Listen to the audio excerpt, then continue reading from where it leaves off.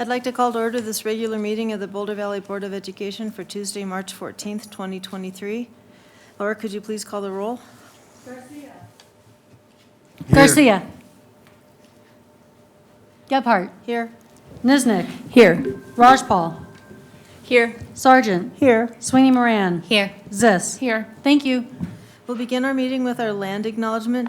Board Member Niznik is going to read the land acknowledgement. With pleasure. Thank you.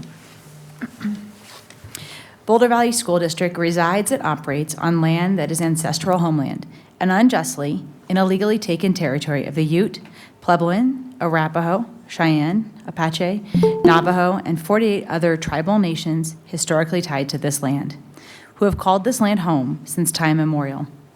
We acknowledge the atrocities committed here, including the painful history of genocide, forced assimilation, and efforts to alienate the indigenous inhabitants from their homeland, supported by the policies of the United States government. BVSD is aware of the many indigenous peoples, past and present, and their dignified nations and cultures who care for the land with strength and resilience. BVSD recognizes the histories of the land in Colorado and the survival of the many nations that carry their oral traditions into the present. It is BVSD's responsibility to educate ourselves, our communities, and our students so that we can embrace the wisdom and knowledge of indigenous peoples and actively stand together to address injustices. In offering this land acknowledgement, we affirm and honor the history, wisdom, oral traditions, and resilience of indigenous people and recognize the responsibility to care for and appreciate this land together.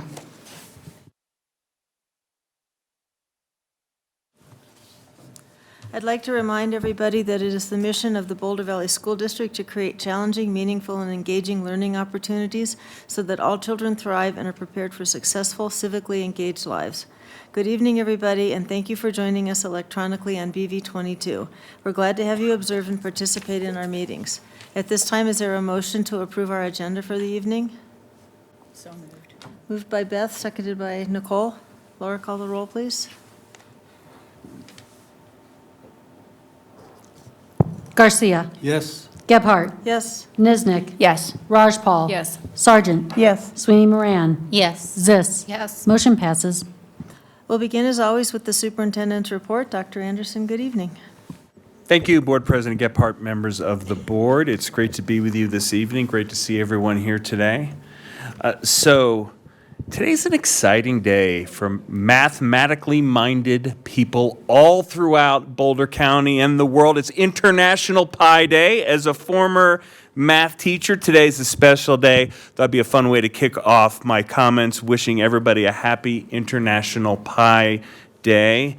At this point, any board members who would like to share pi out to the 10th digit would be free to raise their hand and do that, or maybe we should just be serving a pie. That's probably a better way. Either way, happy Pi Day, everyone. Just a fun way to start my remarks this evening. So speaking of pi, I know one person that would definitely know how to spell pi, and that would be the contestants in this weekend's regional spelling bee. And it's a great competition. We held that at Platt Middle School, and want to specifically congratulate Sophia Tommy Wu from Douglas Elementary, this year's regional spelling bee champion, and she's now headed to the state competition. So congratulations to Sophia. So meanwhile, on Saturday, CU Boulder hosted the Regional National History Day competition. That's where middle and high school students from across BVSD showed off their research on different topics. Board members, I know many of you have served as judges at this event at some of our schools. The winners represented just about every middle school in BVSD, but Fairview High School swept the high school division, and they also will be headed to competition at the next state, at the state level, in the next level of that competition. Last week was a very exciting opportunity for our district where we kicked off the BVSD Community Leadership Academy. And we did that in partnership with Parent Engagement Network on Friday. We met from 11 till about 3 in the afternoon. We had lots of folks apply. Everybody who applied was accepted. We had about 45 participants who spent the entire day with us.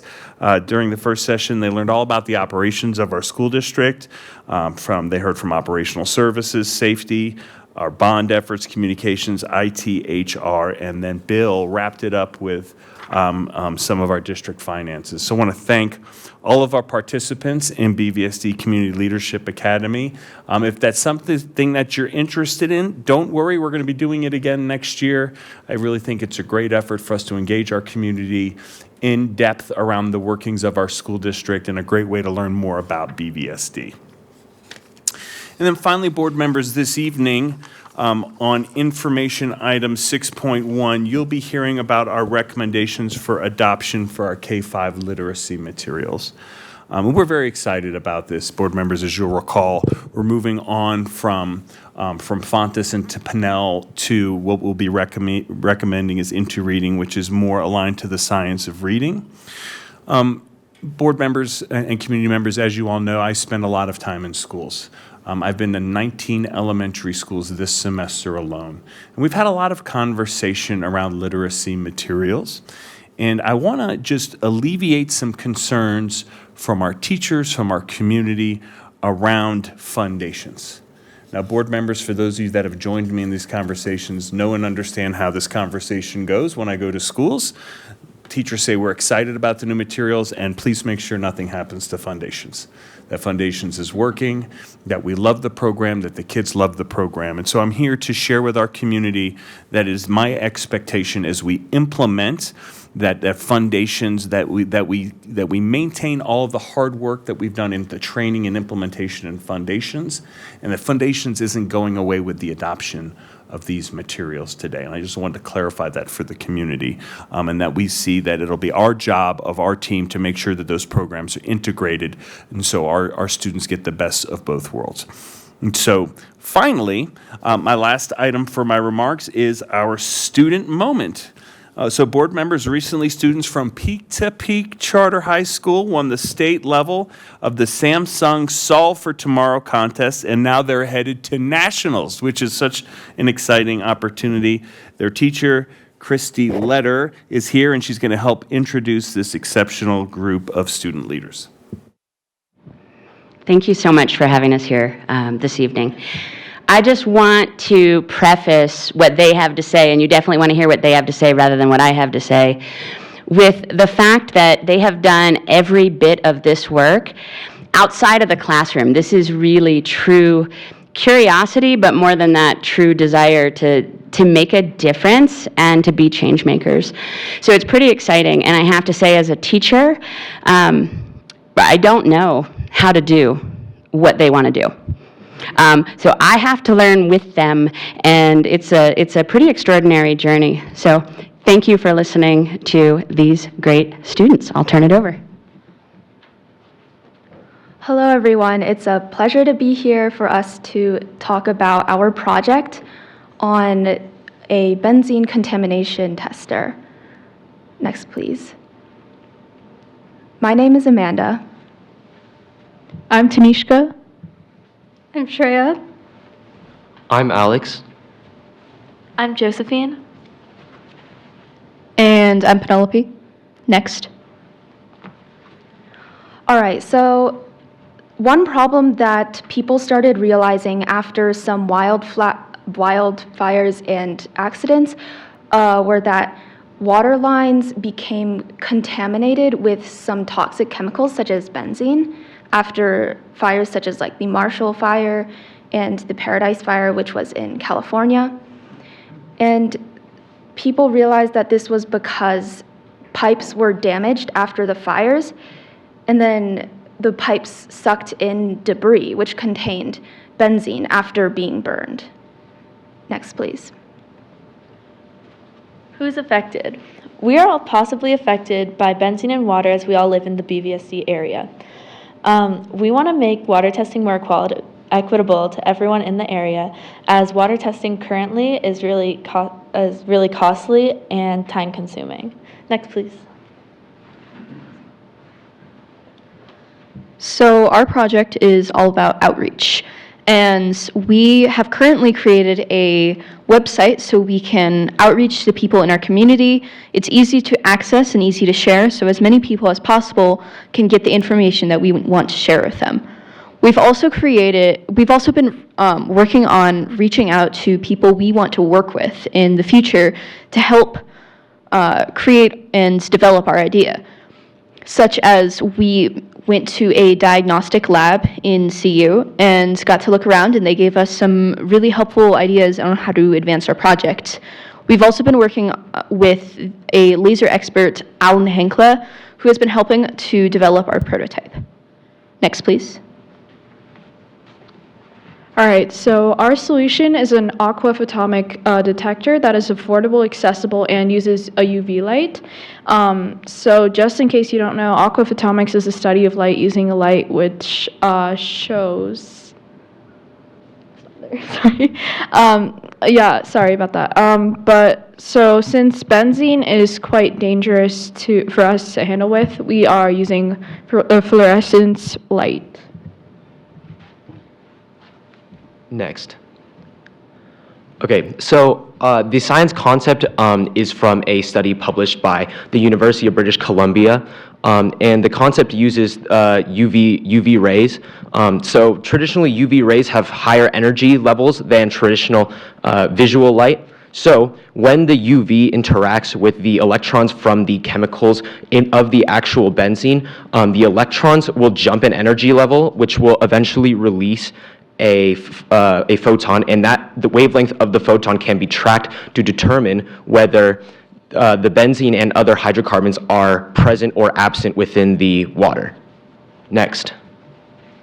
So on the roadmap to our final prototype, so far what we've been doing is coming up with a proof of concept. And so what that involves is we're finding a substance that could act as an alternative for benzene, especially because benzene is carcinogenic and it would potentially cause cancer, which is very dangerous to prototype with.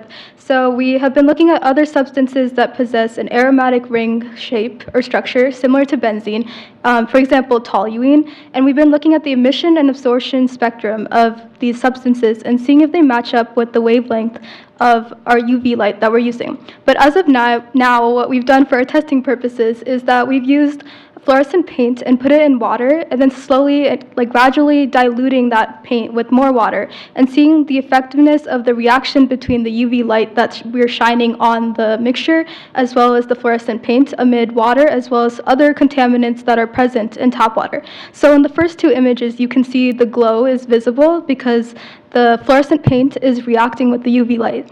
In the third picture, this is without any fluorescent paint, it's just pure tap water. And you can see that the tap water as well as any present contaminants in the tap water are not reacting with the UV light. And so what this tells us is that when we are doing our testing with UV light, the presence of water and other contaminants does not deter from the reading of the presence or not of benzene. Next slide, please. So for our final prototype, what we envision is a handheld device that contains both the UV light as well as a photoreceptor, which measures if there is or isn't a level of benzene present in the water, and this will eventually be able to tell you whether or not our water is safe to drink or use. Next slide. Next slide, please. All right, thank you for listening to our presentation. We would love all of your advice and suggestions, and if you have any questions.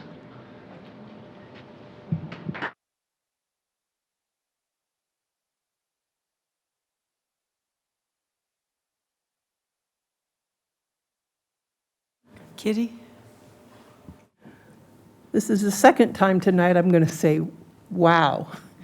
You all are doing a fantastic job. My advice would be make sure you get it patented. Seriously.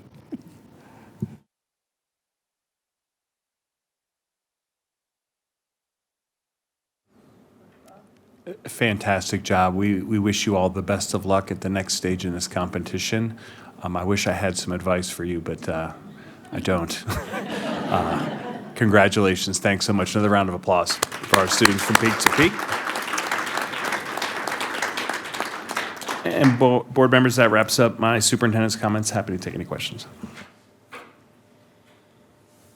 Board members' questions for Rob? Rob, do you want to give the date of the next BVSD Leadership Academy? It's April 7th, is that right? Yes, I believe it is April 7th, and so we're excited for our cohort to join us on that date, where Penn will be leading some sessions for our parents and our community. Thanks. All right, I think we will now begin with the public participation section of the board meeting. Members of the public who wish to speak at tonight's meeting were asked to sign up prior to noon today by submitting the request to speak during public participation form that can be found on the BVSD website, or by contacting the board secretary, Laura Schaefer. Public participants have the option to attend the meeting in person or join and present their comments via Google Meet. The board respects the rights of the public to speak on matters concerning the operation of the schools. The board does not endorse the comments of any speaker and reminds all who speak that they are responsible for their own speech. Please note that this is a listening opportunity for the board, and the board does not engage in a dialogue or answer questions as part of public participation.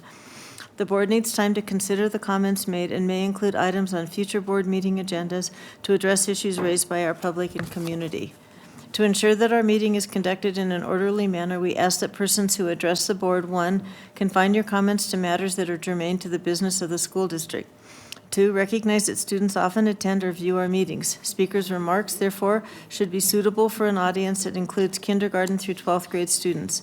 The board president may interrupt, warn, or terminate a participant's statement that is unrelated to the business of the district or inappropriate for K-12 students. Limit your presentation to 2 minutes. If you run out of time or would like to share additional information, you may email the board. You will see a yellow card when you have 30 seconds remaining. When you have 10 seconds, you will see the orange card. Please wrap up your comments. At the end of your 2 minutes, a timer will sound and your microphone will be muted. We have one speaker tonight on agenda item, and after that, the rest of the speakers will go in order as they were signed up. So our first speaker is Aaron Nelson.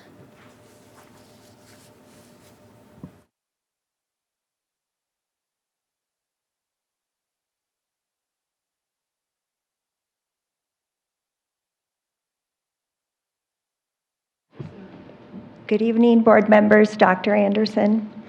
My name is Erin Nelson. I'm a parent to 2 students in BVSD and a board member of BV Kid.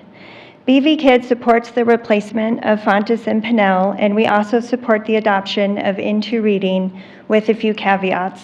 First, Into Reading was not designed from the ground up as a science of reading curriculum. We know this because previous versions of Into Reading had 3 cueing, which teaches kids to guess words instead of decoding them. We believe this harmful strategy has now been removed, but still, Into Reading is mediocre at teaching the foundational skills of reading.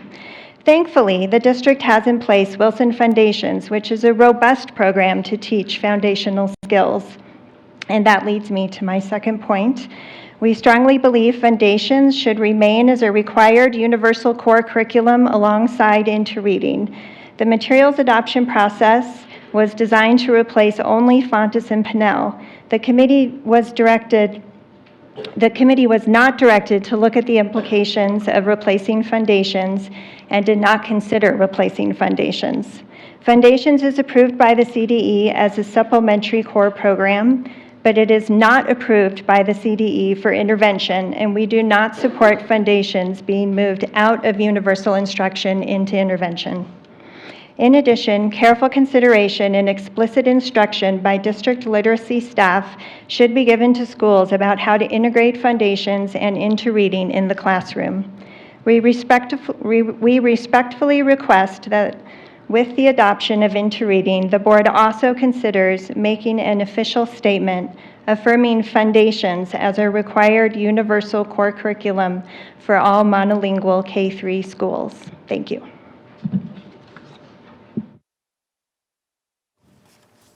Thank you.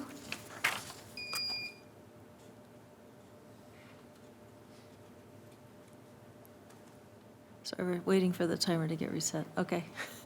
Next, we have Francesca Weiner. I'm going to pronounce it wrong. Weiner, thank you.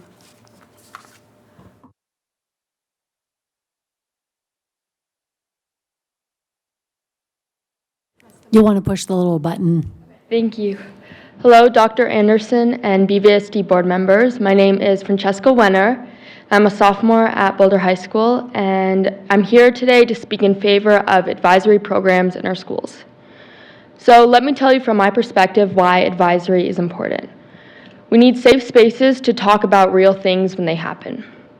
We have had 3 suicides at Boulder High School this year, and 2 recent lockdowns related to active shooter threats. None of these things were talked about in any meaningful or organized way, and that is not okay. Most students brushed off the lockdowns and pretended as if nothing happened. I know I did. But we can't let these things become normalized. We are better than that. We need to build diverse communities in our schools. There are many communities at my high school, but for the most part, these communities are segregated. I want more opportunities to meet people from different cultural and social groups. Instead, I have 7 academic periods a day, and during each of those periods, I'm being assessed. That is not okay. We need to create spaces where students can bring their true selves. Right now, I cannot imagine having a real conversation about who I am inside of school, because how can I trust a person that I don't know? But a long-term advisory program would allow groups of students working with a trusted adult to build trust. These spaces would allow brave conversations to happen. These spaces would allow relationships to form that would never have happened otherwise. Every child has the right to a trusted adult relationship at school.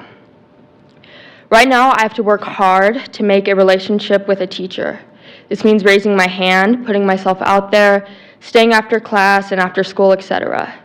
It should not be that hard. Many students are scared to do this, and they stay invisible, and therefore they fall through the cracks. An advisory program would allow more students to know each other and students to know their teachers better. It would allow teachers to identify students who are really struggling and get them the support that they need. Advisory is a safety issue. At what point does our refusal to act become negligence? Most kids, including myself, would not say that they want an additional school class, but as I look at the trauma in my community that never gets discussed, the isolated cultural and social groups, the high levels of anxiety, the lack of belonging, the code switching, and the hundreds of kids who are simply scared and want to be invisible, I know that we need trusting spaces in our school. Please fund the pilot and see what teachers and students can create together. Thank you. Thank you. And I forgot to say that she was given 2 extra minutes from Sebastian. So you did fine. Just in case people were wondering why you got the extra time. It's just a formality. You did great. All right, next we have Ross Weiner.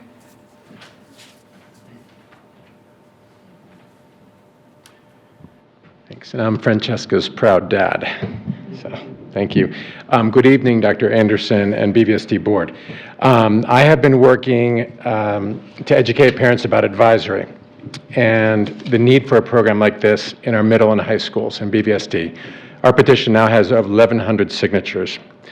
As you know, advisory is a regular time during the school week when students meet in small groups with a trusted advisor. Most private and charter schools have advisory, and a growing number of school districts, including Denver Public Schools, have advisories as well. Numerous studies have linked advisory to improved school culture, greater belonging, and increased academic performance. Advisory has been shown to decrease rates of suicide and school violence. To be honest, I'm doing this work because I'm convinced that an advisory in BVSD would save at least 1 student life. Tonight, I want to talk to you about the nuts and bolts of how this program could come together at BVSD. I've had a couple of conversations now with Board Member Gephardt, and I've also been in extensive conversations with John McCluskey, the principal of New Vista, and other BVSD educators.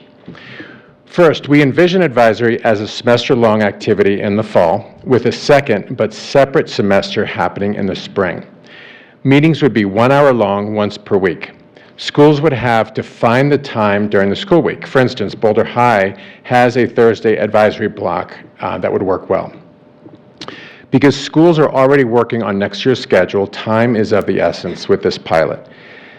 This would be an optional activity for students. It would not carry credit, but would be listed on the transcript as a school activity. This would be also offered as an extra duty contract for teachers, for which they would receive extra pay. Our goal would be to recruit 25 participating teachers from a variety of schools who would be paired with 15 students each, for a total sample group of about 375 students in the first semester. We could definitely train more teachers, however. So let me explain how this might roll out. First, we explain the idea to the principals of BVSD middle and high schools and invite them to participate. We believe that the principal, and in my experience, has to be committed for the program to work at a participating school. Clearly, they have to find time during the school week. Second, we would gather a team of BVSD experts to design the pilot. Apart from John McCluskey, who in my mind could be a leader of this effort, and he's interested in doing so, we have experts in BVSD where advisory already exists, including Centaurus, Horizons, and Platt Choice. Truly, we have all the ideas and talent in BVSD. We don't need to bring outside experts. I could help, but it would be on a pro bono basis. This team would work for approximately 2 weeks, spread over the summer and into the fall, on 3 main tasks. First, curriculum design. Second, the training of the facilitating teachers. And third, assessment. In other words, how do we define success and how will we measure it? So third, we then hold a training for participating faculty. During the training, we would cover key essentials such as the stages of group development, building trust, and how to run an effective advisory meeting. We would continue this training during the school year with bi-weekly virtual calls to support facilitators and get group feedback. Fourth and finally, we would launch the advisory programs in schools in the fall of this year and hold meetings with all facilitators every week to check in and see how things are going. We would have one of our team members serve as a point person to check in with facilitators, administer pre- and post-program surveys, and serve as a liaison with the school district. I think I'm out of time, right? Yeah. But you could send us but there is Yeah, a lot of content. that's all in that I had. So, okay, because you can absolutely send that to the board and then we can I each will. read it, so Yeah. thanks. Thanks. Next, we have Renee Del Gaudio. She was going to give me my time. Oh, got it, there it is, see that, okay. Laura Collins.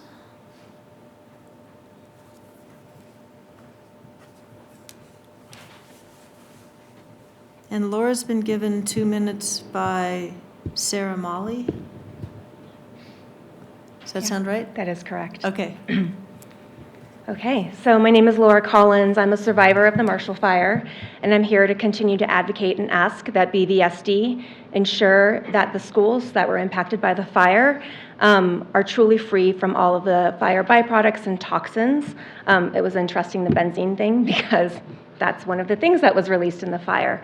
The Marshall Fire wasn't just a wildfire, to remind you. It was cars, batteries. I had solar panels on my front lawn after the fire. So highly toxic, carcinogenic things were released into the environment. We would like to request that BVSD do tape and vacuum samples, not just the air samples that have been completed. We would like this done by a certified industrial hygienist that has an expertise with smoke damage, not someone who just has expertise with things like mold or asbestos or meth. So specifically, smoke damage expertise.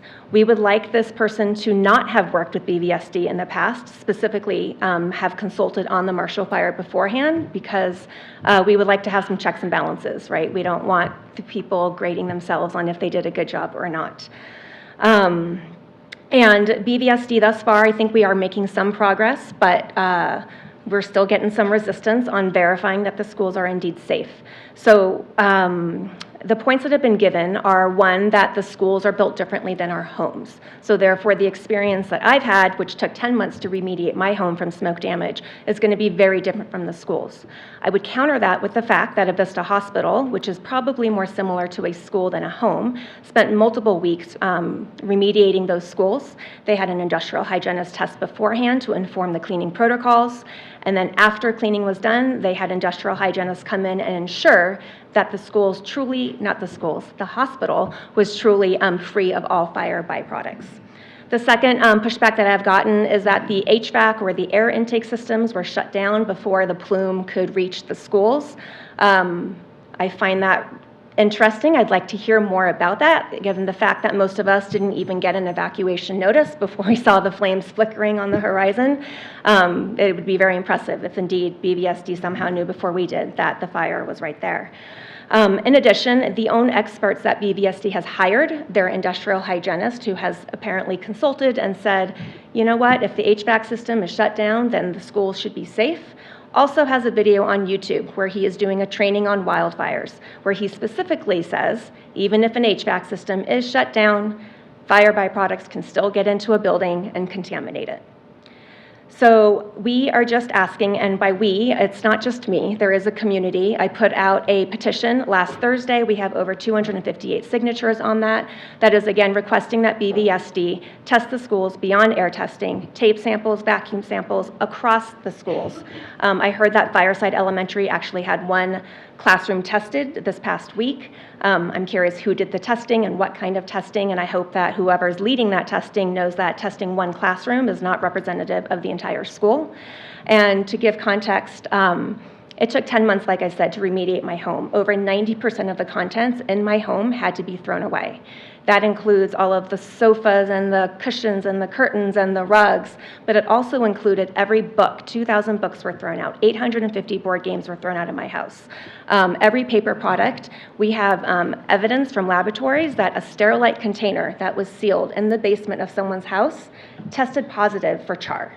So that can have carcinogenic properties in there.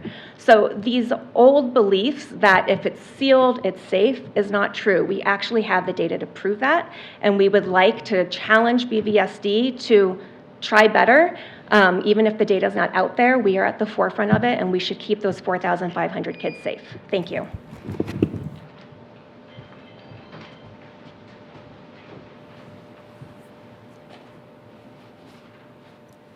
Next, we have Caitlin Hosmer, who's been given 2 minutes by Kyle Hosmer.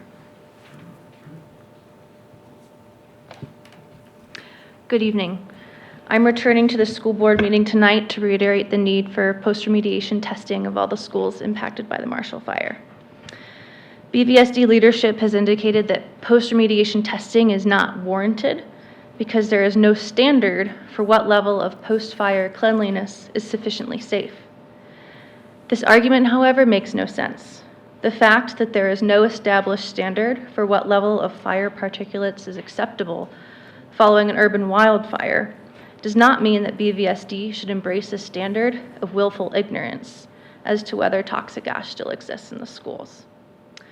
One of the reasons I'm proud that my 3 children are BVSD students, or soon to be, is because the district is so progressive on so many issues and takes such a proactive approach to students' well-being and safety.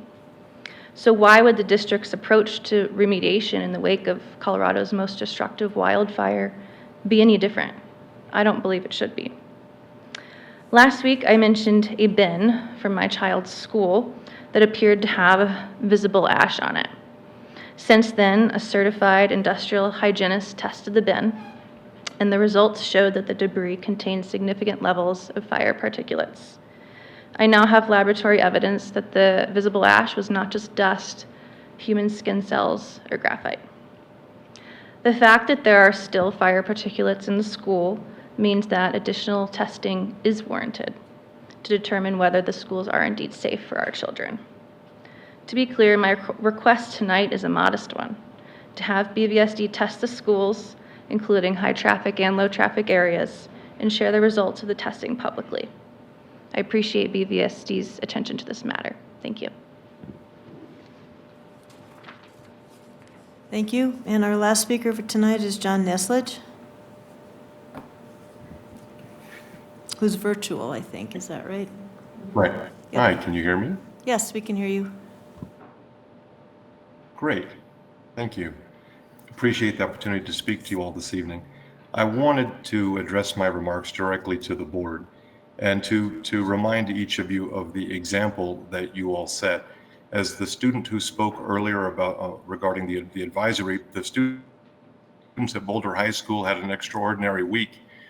Immediately prior to your last board meeting, there had been a swatting incident and there had been an actual shooting within 2 blocks of the school, for which all students were warned, and there was an increased police presence the entire next day. I tuned in to listen to the board meeting, and I was amazed, and I guess it was incredulous that not one of you acknowledged either of the incidents, the effect that it would have upon the students themselves, and especially your own staff at the school, many of whom were quite upset. There's an example that you set through empathy, through acknowledgement, through signaling, where you really missed a tremendous opportunity. And I would be concerned at the message that you sent by not acknowledging it, not only on your agenda, but even among your own board remarks, at which any of you could have addressed it on your own. The school at the moment is, again, surrounded on its southwest and northwest perimeter by encampments, neither of which should be there, all of which have been reported. These have been there for over a week. I would ask that you all use your voice. Speak up on behalf of the students and the families and your own staff to ask the city to do its part. I would ask them, what are you doing? Look at the mess that you have created, city. I'm not blaming BVSD, I'm blaming the city, but I'm asking the board to use its voice to advocate on behalf of all students, family, and staff to make some positive and effective change around the school to ensure safety of all. Thank you. Thank you. That concludes our our community participation for the night. Oh, and I'm throwing things around.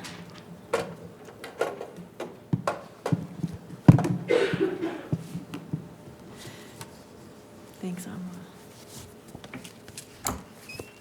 We'll move next to the item on our agenda, which is board communication. Board members, who wants to go first? No board communication? Richard. I just want to thank the speakers for coming in tonight and expressing their concerns around their topics. Thank you very much for being here. That's all I need to say. Just thank the speakers. Thanks, Richard. Anyone else? Kitty? Yeah, I want to echo what Richard said. Thanks to the speakers, and especially our student speaker. I'm always delighted when any of our students come to the board meeting, because that's kind of scary to talk to the board. So she's not here for me to commend her, but I thank you. I too was impacted by the fire, and a couple of weeks ago I found some more ash. So I do understand, and I did not have anything close to the issue that you had, but I do understand your position. And I hope that we can do everything we can to make sure our students are safe.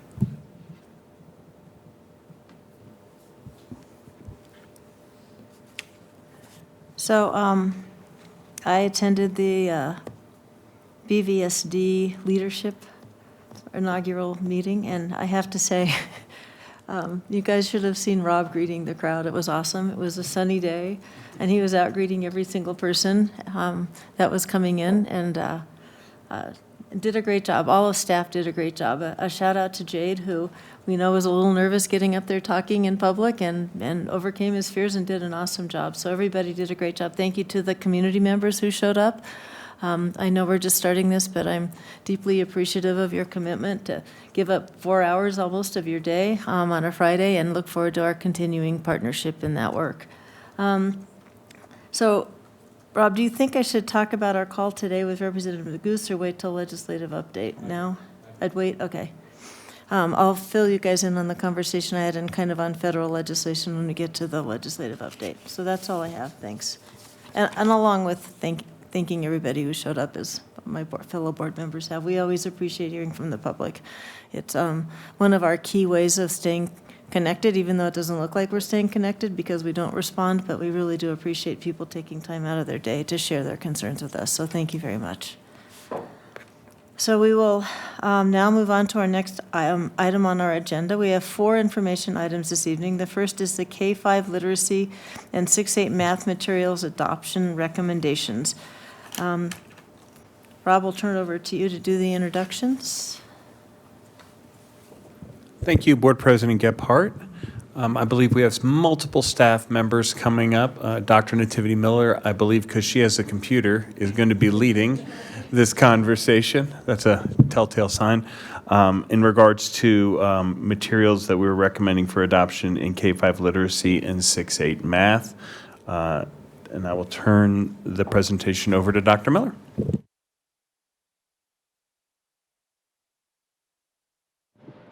Good evening, President Gebhardt, Dr. Anderson, members of the board. Tonight we are here to share with you the process for the elementary literacy materials adoption. I'm excited to introduce Director Michelle Quasi of Literacy. She and her team did an amazing job leading this process, and she's here tonight to share with us how that process took place. Our goals, as always, are to continue to support our strategic plan through the adoption and implementation of a new literacy program. We believe our new adoption falls under each component of the strategic plan, yet specifically in the area of challenging, engaging, and relevant instruction. And so with that, I'm going to pass it over to Director Michelle Kazi.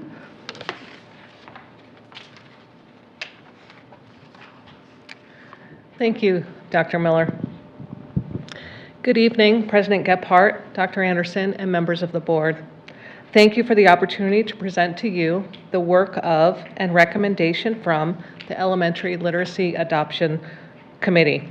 Adopting new materials is about moving forward. When Fontes and Pinnell Classroom was adopted in 2018, it was about moving forward from having no materials at all. We're once again moving forward to align our literacy instruction to the findings of the body of research known as the science of reading. In 2021, CDE let BVSD know that we were out of compliance with the READ Act and needed to choose scientifically and evidence-based instructional materials. Fontes and Pinnell Classroom is not on the CDE READ Act approved list of core materials. Although ReadyGen, which is used in our dual language programming schools, was on CDE's approved list when BVSD adopted those materials, it was removed from the approved list in 2021. BVSD must follow the findings of the body of research known as the science of reading to teach students how to read using the 5 components of reading. We also want to take this opportunity to choose one set of materials for both dual language programming and monolingual programming schools, so all students receive the very best instruction. So beginning in November of 2022, we brought together teachers from every single school, administrators, and community members to look in depth at literacy materials. So this is just a makeup of what that committee looked like.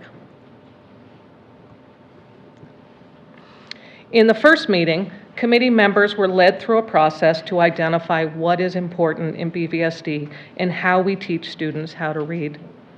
This collaborative work informed the items that were included on the rubric we used to evaluate the materials. CDE had already done extensive work to ensure all materials on their READ Act list of approved programming meets the reading, writing, speaking, and listening standards. So the committee was able to focus on how the materials teach all elementary students in BVSD how to read.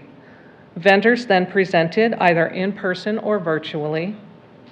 And then in January, members of the Youth Equity Council and Parents of Color Council were invited to review all 3 sets of materials along with teachers that were not on the committee and provide feedback. Their feedback was shared at the January 31st committee meeting. Finally, the committee came back together to finalize their recommendation. In October, we asked schools if their teachers were ready to adopt new literacy materials in the 2023 school year, 1 year before the remaining schools in BVSD. Dual language schools made the decision to implement new materials all together in order to align their practices. So we know there are many resources on the CDE Read Act approved list of core instructional programming. However, what we wanted to look at was narrowed to 3 publishers based on a set of criteria important to BVSD. Materials need to be on the Read Act approved list. They must be available in both Spanish and English, and materials need to have a rating of meets expectations on Ed Reports. Ed Reports is an independent nonprofit organization that reviews instructional materials in all content areas in order to offer evidence-rich, comprehensive information about a program's alignment to the standards and other indicators of quality. Materials also were looked at favorably if they included writing instruction that teaches all the components of writing. So these 3 publishers that you see met all of these criteria and were reviewed by the Elementary Literacy Materials Adoption Committee using the rubric that was built.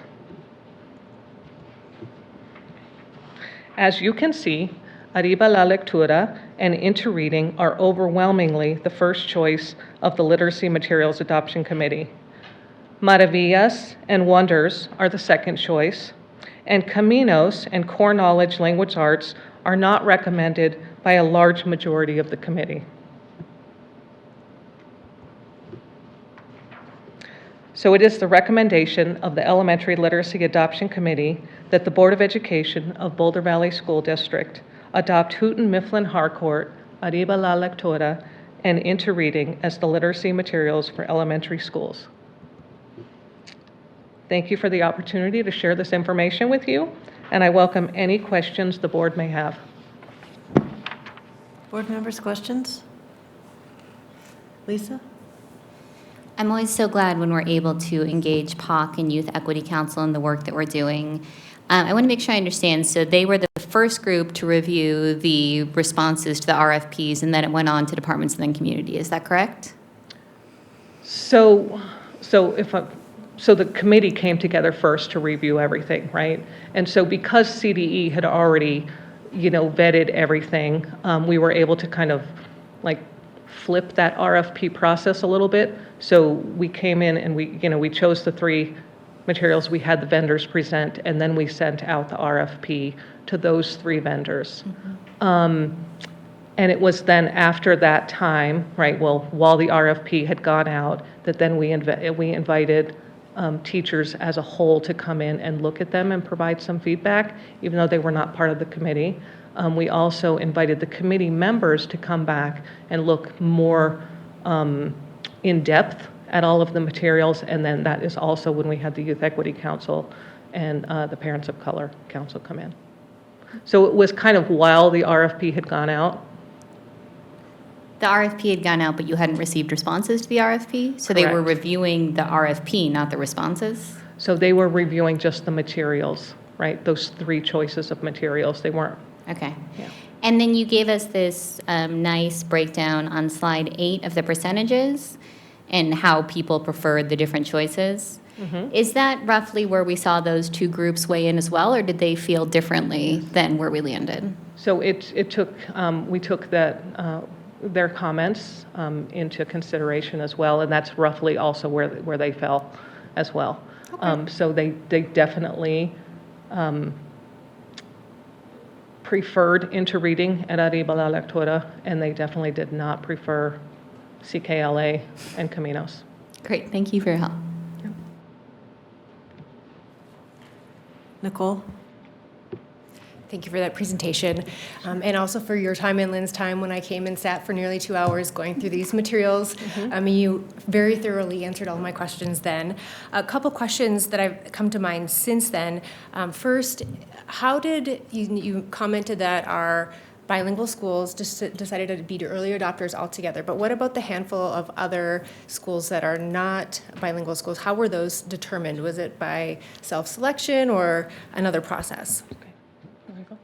So for the dual language schools, I pull them as a cohort monthly to work through their dual language reviews, and they came together as a team and said, based on stages of implementation, thinking about is my staff ready?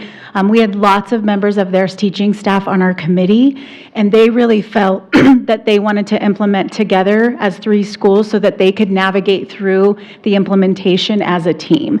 Really what we did was we asked principals to think about their staff. Many staffs were like, we want to do it, we want to do it. And so we really took the leadership perspective in terms of where their staff was and if they were ready to start this next year. Thank you. One thing I like about Into Reading is that it really, the English version and the Spanish language version are really strongly aligned, and they also really pull in other like science topics and social studies topics that are relevant, and has that strong writing component embedded as well. Looking at the materials, there were a lot of consumables, particularly in this literacy one, some of which I was like, yay, teachers don't have to make photocopies anymore, and some of which felt like a publisher's version of what would be a composition notebook. And I was wondering if you could speak a little bit to the consumable portion, because that will be a year over year after the first purchase, how you're wading through which of those pieces you're going to move forward with and which ones you will not be moving forward with. So we have worked extensively with purchasing, with the purchasing department, to find out also, what can be added into contract and what cannot.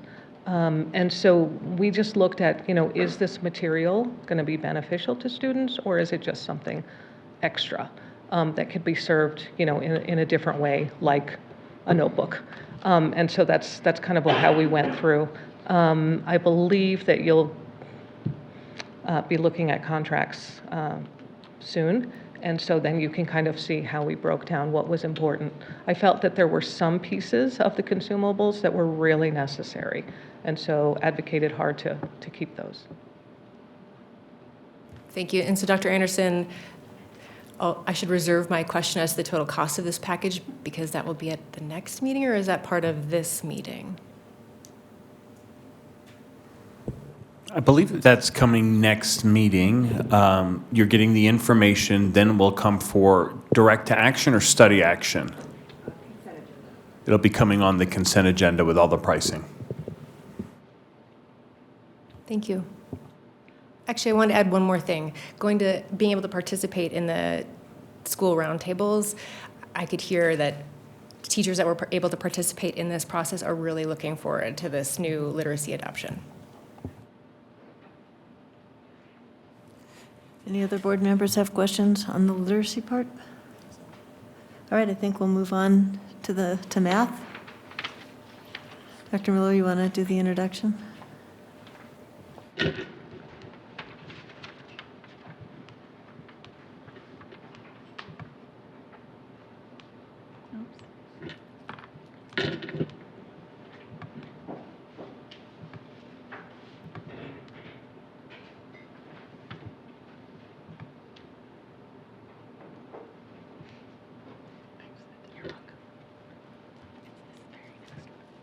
That's a lot of tabs. There you go. Good evening, President Gephardt, Dr. Anderson, and members of the board. My name is Lynn Gershman. I'm the Director of Academic Services, and I helped facilitate the 6-8 math materials adoption process. We had a similar timeline as the literacy adoption, but a slightly different order of meetings. We used each meeting to inform our process. The first meeting was designed to build consensus across schools about what we were looking for in high-quality instructional materials for middle school math. That consensus informed the creation of the rubric criteria, elements of the RFP, vendor presentations, teacher and student reviews, and our meeting tonight.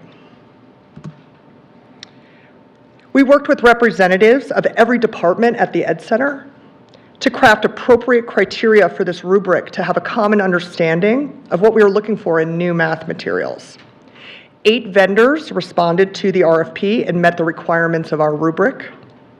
After the vendors presented to the committee, we narrowed the choices to 4.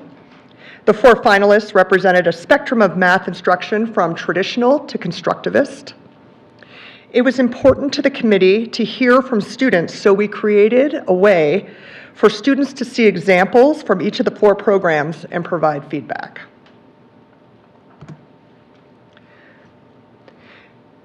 The committee consisted of middle school math teachers, 5th grade math teachers who teach 6th grade math, so technically middle school, members of different departments, including our SPED department and purchasing department, as well as our math TOSAs.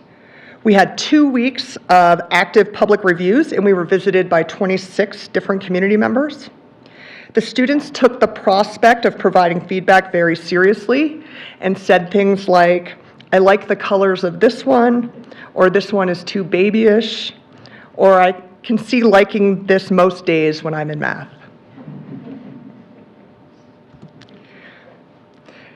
The selection the majority of teachers and students preferred is Houghton Mifflin Harcourt into math and Arribas Las Matemáticas.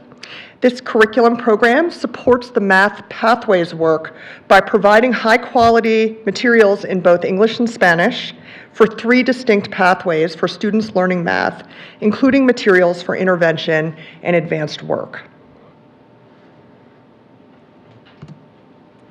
It is the recommendation of the 6-8 Math Materials Adoption Committee that the Board of Education of Boulder Valley School District adopt Houghton Mifflin Harcourt, Arribas Las Matemáticas, and Into Math as the math materials for middle schools.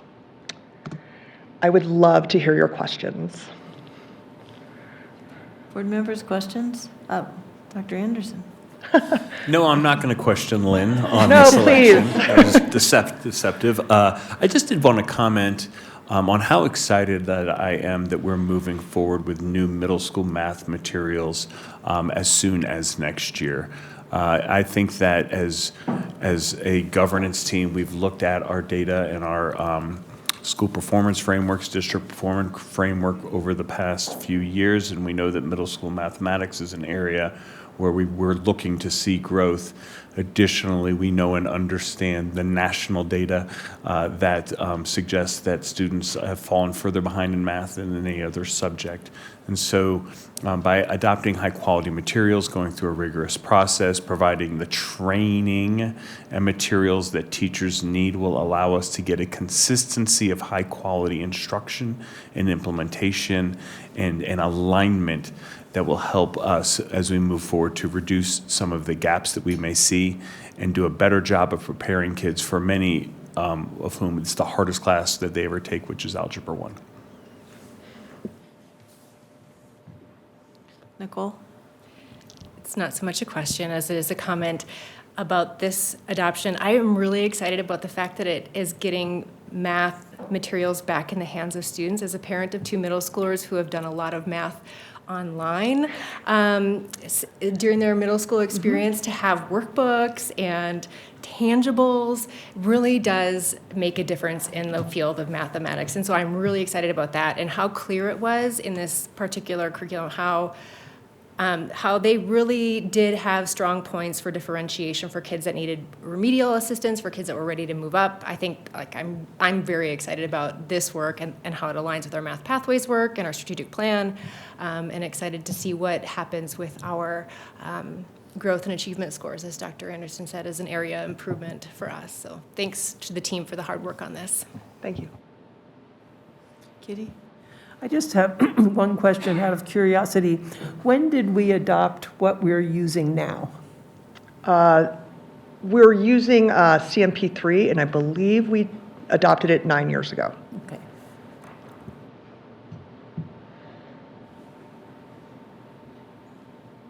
Nicole? This is more of a general question related to both of these. The process used for the adoption, I am a fan of, and our policy is not quite clear and as concrete as what the current practice has been. And I know in the past I've asked for, given the Fontes and Pinnell situation, that we revisit policy, I believe IJ, to just tighten that up for future curriculum adoption. Is that on our prioritization? I believe that it is. Laura can verify. I believe that we discussed that at our last prioritization meeting. I'll be back. So I believe we're actually going to have a work session on that, I believe. Yep, April 22nd, I believe. Yeah, no problem. Other questions? Rob, how does this, I assume that next, will we be doing, high school math, or will we be doing K-5 math? So next fall, we begin, sorry. Go ahead. Is that okay? Okay. I have this planned out. Next fall, we'll begin high school math, and that includes our 8th graders who are advanced in taking high school math. So we'll have 8th grade teachers serving on that committee because technically they'll be using a high school curriculum and material. And then 2 years from now, we'll do K-5. We didn't want to ask our elementary teachers to learn 2 new core programs. So because of the cadence of the rollout of literacy, we have to wait 2 years. But I think that's going to be fine because our teachers, we've done so much work with Math Expressions, which is our current elementary program, that our teachers are very comfortable with it, and I think it'll be an easier transition. So the high school math will be 23, 24 committees and then roll out in 24, 25? Yep. Great. All right, any other questions? Awesome job, thank you so much. Thank you.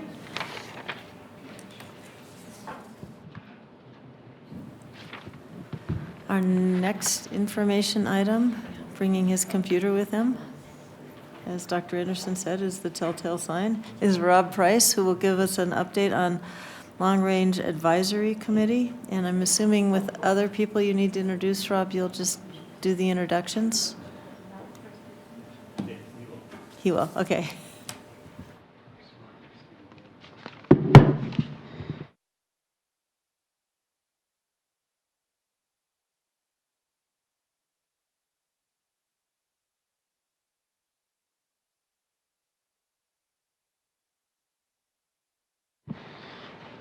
All right, ready for me? All right. Good evening, President Gebhardt, members of the board, and Dr. Anderson.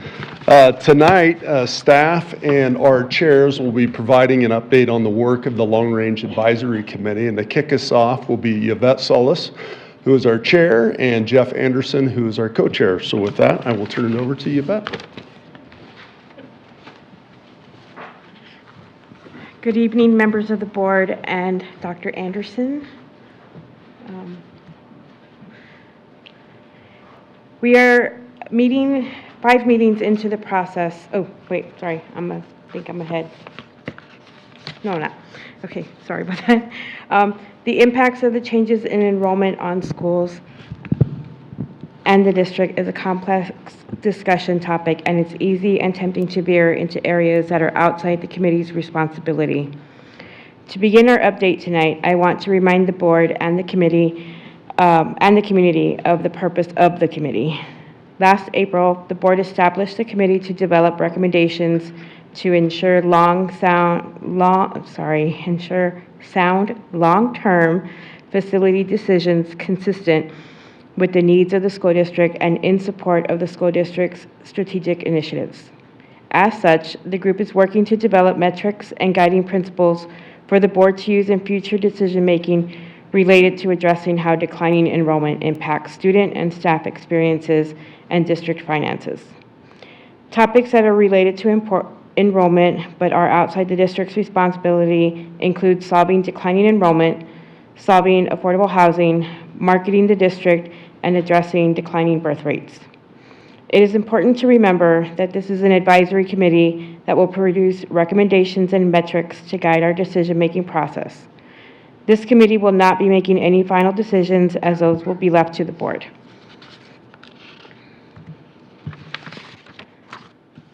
The first 4 meetings were about getting grounded in the current state. The committee heard presentations about enrollment and other relevant factors such as open enrollment and preschool. Staff also explained the impact of changing enrollment on the educational experience and school and district finances. In the next stage of the process, the committee will work with staff to develop metrics and recommendations to assist the board with decision-making prompted by enrollment change. At the February meeting, the group discussed and provided feedback on metrics, recommendations, and guiding principles developed by the staff for consideration. We are calling the draft language a supposal because it is not developed as a proposal, but rather is intended to prompt discussion. The next meeting will continue this discussion.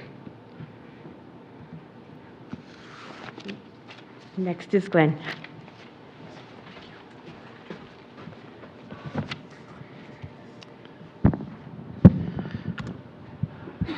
So this map was put together at the request of the committee to kind of show where new housing potential is in the various parts of the district. We can see that the darker orange colors represent housing that is either imminent or planned in the future. The yellow areas show housing that is designated, basically zoned on local comprehensive plans for residential development, but there's no specific application for those. The green areas are open space, and you can see the lighter green areas in between are rural lands where there really isn't a lot of development potential in the future. The gray areas represent municipal areas as they are, and essentially show existing development and existing housing, and there's not a lot of really large development potential in there. You can see there's some small little cubicles of orange. Those are infill developments, which are significantly smaller, not a lot of housing opportunities there. In all, you could see, of all of the housing developments in the future, we could see almost 3,000 elementary kids in the future. However, with those yellow areas, there's a lot of uncertainty with those. The timing could be over decades in some cases. And in the meantime, in the existing developments, the existing built areas, we're seeing declining enrollment. So what that looks like in terms of numbers is certainly within the next 5 years is continued decline at all levels, elementary, middle, and high. At the elementary, it's particularly acute since we've been seeing it. It's been going on a lot longer. The seeds of this we've discussed before. Smaller kindergarten classes from the early 2010s have been progressing up, along with pandemic impacts and more recent sliding in migration to the district. What this looks like in terms of schools is over time, we see a timeline from over the next 5 years, we see some smaller schools. In this measure, we see that in terms of rounds. So currently we have 5 schools outside of the mountains that are less than 2 rounds. And one of those is even less than 1.5 rounds. In the case of 2 rounds, we see that more than doubling potentially over the next 5 years, and we see an increase in 1.5 rounds schools as well. And Laura Dela Cruz can give a little more information about the rounds.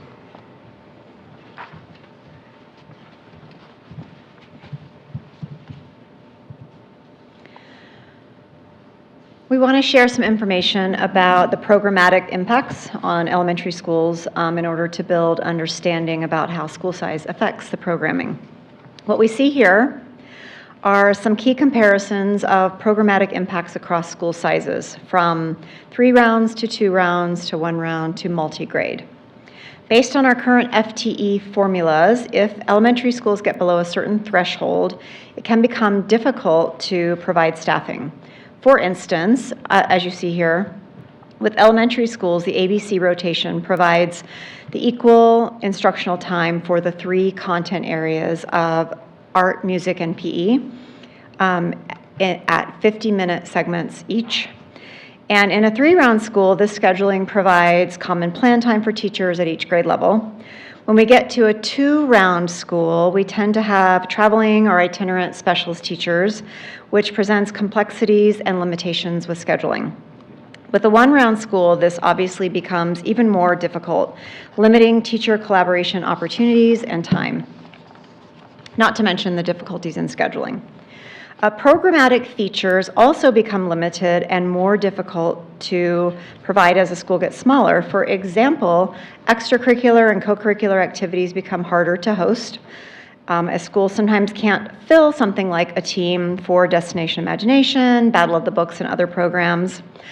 Community schools likely cannot offer the same kinds of supplemental after-school programming such as Legos, robotics, and after-school Spanish class, for instance, if they can't meet that minimum enrollment that's needed.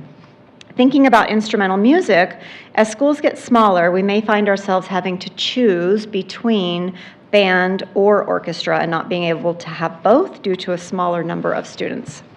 When a school reaches a small enough number that it can't fill a full round at each grade, it needs to move to a multi-grade model and multi-grade classes. And this creates its own set of complexities, including changes every year in class sizes per grade without consistent or stable set of rounds from year to year. At smaller numbers of enrollment, the rounds can fluctuate based on the enrollment of even 1 or 2 kids. Financial support also becomes more complicated as schools get smaller, and so thinking about those financial impacts as enrollment declines at a school and the fixed costs are distributed over fewer students, the benefits of the economy of scale of larger schools are lost. Instructional resources also decline, and then disproportionate resources are required to maintain smaller schools, which diverts funding from student needs and district needs. In schools, the largest bucket of fixed costs are administration and operations, such as operational costs such as custodians, food service, utilities, building maintenance, and upkeep. There are also potential inefficiencies in student support like counselors, interventionists, and teacher librarians. As the number of smaller schools increases, the proportion of general fund allocated to subsidize those schools grows. In other words, areas such as literacy, counseling, library need fewer resources in the smaller school, and so more funds are needed to subsidize those areas. And as we know, the school district's budget is about trade-offs, so money spent in one area cannot be spent elsewhere.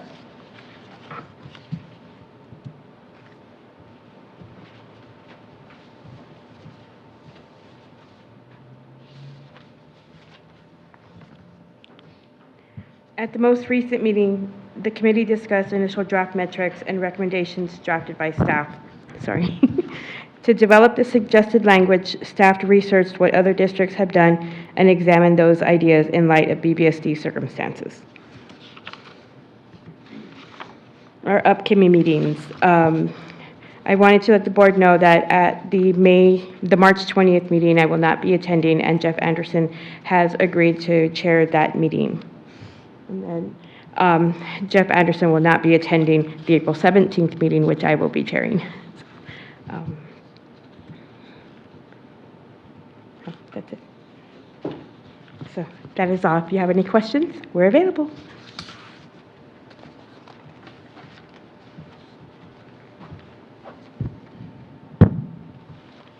Just open it up for questions. Kitty. Richard? On the map that you put up a while ago, where's Parkdale out of that map?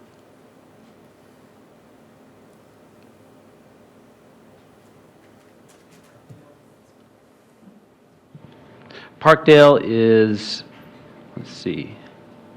Because I'm looking at the streets and I see South Boulder Road there, and I see. Yeah. So Parkdale is this area here. This darker area is the part that's already been approved and pretty much laid out if you've been out there and seen the construction. The lighter areas are later filings that are still coming up. You see? Did you locate it? Okay, Right here. that's interesting. It's my, there it is. I'm just getting confused with the map orientation. I don't know Oh, whether. you see my arrow here? Yeah? There. Right That's there. Parkdale? Sorry, I didn't realize it was so hard to see on the, yeah. So that's north of Centaurus then? That's my orientation. Centaurus. It would be northeast of Centaurus. Yeah, that Centaurus is just labeled. I had my orientation mixed up here, but thanks a lot for the. Yeah. for the answer. Yeah, that's the Centaurus is labeling the entire catchment area. Got it. Thank you. So I didn't look at and then another question that I had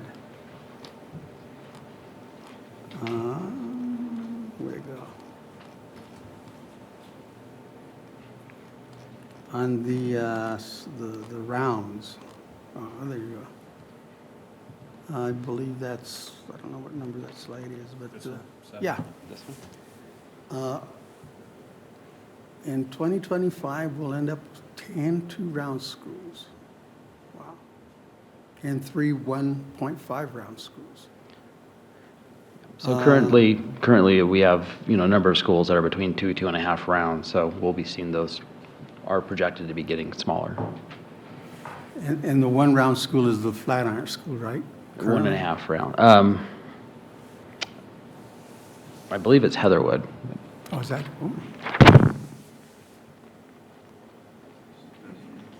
So it seems like by 2025, there's going to be some hard decisions to be made. According to this thing here. It's a good thing I'm not going to be on the board, but whoever's on here is going to have some hard decisions to make. I think that, just to clarify Richard's comment, first of all, we always have hard decisions, right, as a board, right? Let's honor that. But also, I just think that as we go about, and you heard the team talking about what happens as schools shrink, it's just a series of choices that we'll have to make, right? To the extent that, that we have a process that engages our community and brings them along with us as we make those choices. And so I think that that's an important aspect. I really think that the committee's done a really great job of digging in, asking staff very hard questions, and they're still mid-process. But I just want to thank our chairs and thank Glenn and Rob and Susan and everybody who's just been doing this great work.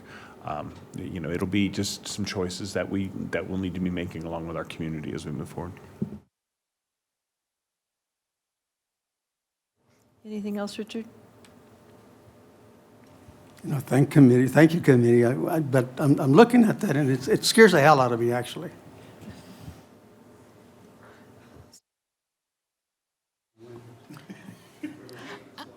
I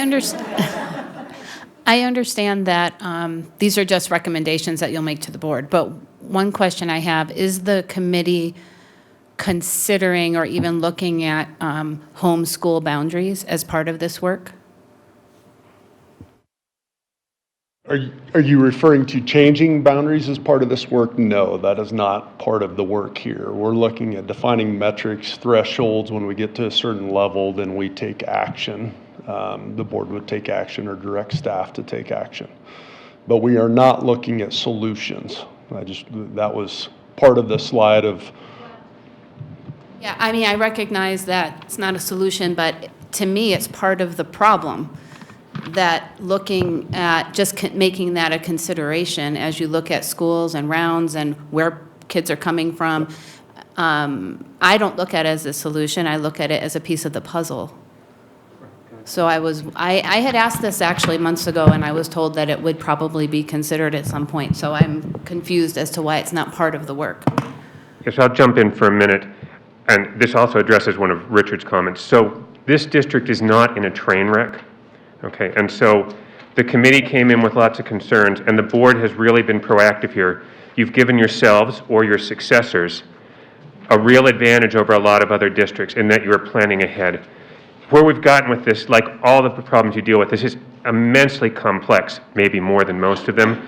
And I think we have backed off to realize that we need to take a stepwise approach in consultation with you making the decisions here.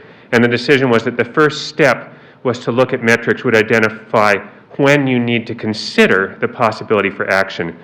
Once we've established that, then I think you're going to need a further process which focuses in more on what actions you want. And definitely, I think both staff and a committee that comes subsequently is going to need more guidance from the board at that point.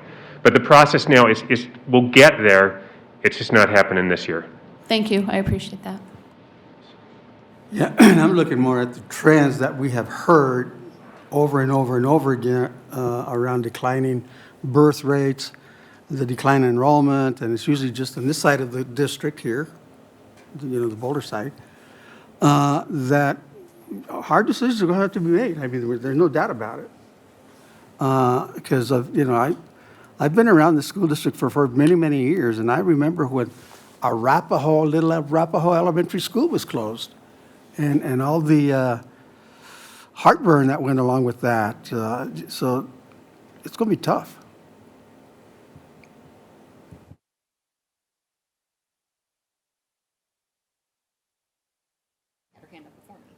I was just working my way down. I've talked a lot. Yeah, let's see. You start out by saying that it's not your job to address the affordable housing crisis, and that is definitely true. It is not your job to address the affordable housing crisis. It is somebody's job.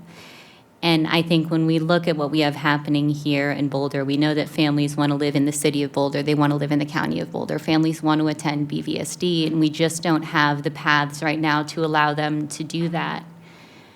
I talk to families constantly who have left or who are thinking of leaving because their rental costs are going up, because their cost of living is going up. So I want to say I'm thankful to our governor for the speech he gave recently with a call to action that we need to do better in Colorado to increase density, to increase affordability. I'm thankful to our city council for tackling routes for increasing occupancy, increasing density. There really aren't other solutions for families to stay here.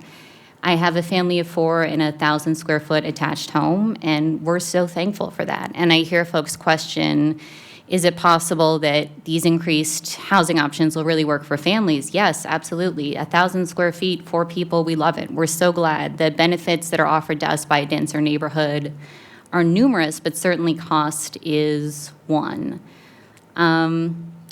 So I say that just to say that I agree with Richard. It's bleak. This is not a presentation any of us want to see. It's not a presentation any of our families want to see or our teachers. When we talk about bringing in new teachers, bilingual teachers, BIPOC teachers, and they have no place that they can stay in the city, that's obviously a deterrent as well. I hope that our community will consider giving their support to our governor and to our city council as they look for solutions and recognize that while there might be hard decisions ahead of us one way or another, how quickly those hard decisions come up and the way that we deal with them is not just a function of the school board. In fact, in many ways, it's not up to us at all. We'll have to deal with what we're handed, but our community can certainly do more to find ways to keep families here and to increase affordable housing. And having said that, thank you to the committee. Your work has been excellent. I just wanted to respond about the affordable housing. I was displaced from the Marshall Fire and had to live in a hotel for almost 3 months because we couldn't find affordable housing, and we're about to be displaced again. So I completely understand, and I am a part of a new group that has formed on Facebook and trying to push the town of Superior to have affordable housing, as they're the only town or city entity that doesn't have affordable housing. And we're also trying to push the city of Louisville to create more because they have more space. But it's not part of the LROC committee, but it is something that there are members of our committee who are also working outside of this to work on the affordable housing issue. Can I just respond and say thank you so much for that? And if there's anything I can do to support you in that other work and in that additional work, please get in touch. I would love to. I will. Thank you. Beth? I join my colleagues in just wanting to express gratitude. Thank you so much for the work you're doing here, and this is incredibly complex. I do have a quick question, and I'm not sure you can share, but I'm wondering a little bit about the metrics used by other districts to inform the work. Can you give me some examples of the types of metrics that are utilized? What we have seen primarily with surrounding districts is metrics that meet certain limits that lead directly to a closure, consolidation, et cetera. So very specific number of students, very specific distance to another school, et cetera, et cetera. What we're trying to do is really base it around the educational experience of our students. There's a little bit, I think it is important to understand the utilization of our buildings, but it's also important to understand the classes per grade level, as Dr. De La Cruz talked about. So getting into that educational experience on this discussion.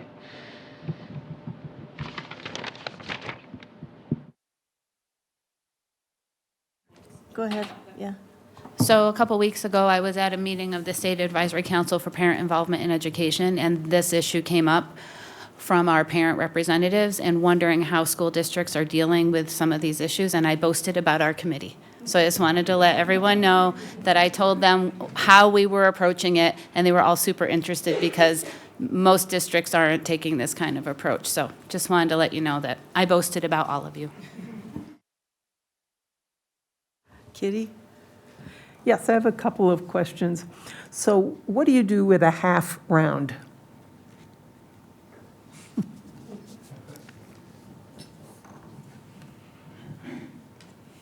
There are a few ways to approach that. It could be that we subsidize the school and round up to create another round. It could be that we provide, depending on where the number of students fall in terms of, in relation to contract agreements, it could be that we provide extra paraeducator support. And it can be, and it has happened over the years, and it is happening at some of our schools, that we have multi-age or multi-grade classrooms, or so that we can level out the numbers, and we don't have one extremely large grade level and one extremely small grade level. And so there's a variety of ways to approach that. Thank you. And so my next question is, it might be for Glenn, about the map. And do you know, for these areas that are marked as they're going to be developed, what type of housing is proposed for each of these places? Yeah, this is actually the file I use as I get referrals from local governments for new developments, and I update those as they go along. So I have all of the housing types, student yields, and all of that information. And so you must know, like, what percentage of all this is likely to bring a family with young children? A rich family with young children?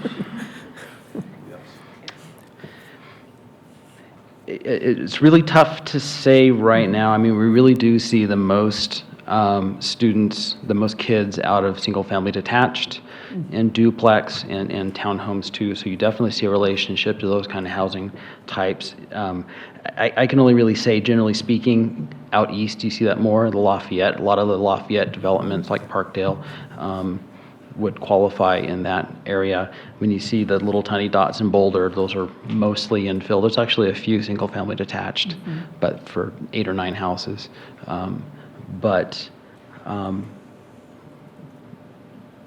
You're looking at maybe a third are in those categories. Yeah, and at first I looked at this and wondered how much of this was the rebuilding, but when I enlarged the map, I realized it does not include the rebuilding. Yeah, yes. And one other thing about lobbying Superior, would you please get in touch with me about that? I live in Superior. Absolutely. I would be happy to encourage affordable housing. I think that's it. Yeah. Thank you. Nicole? Thanks.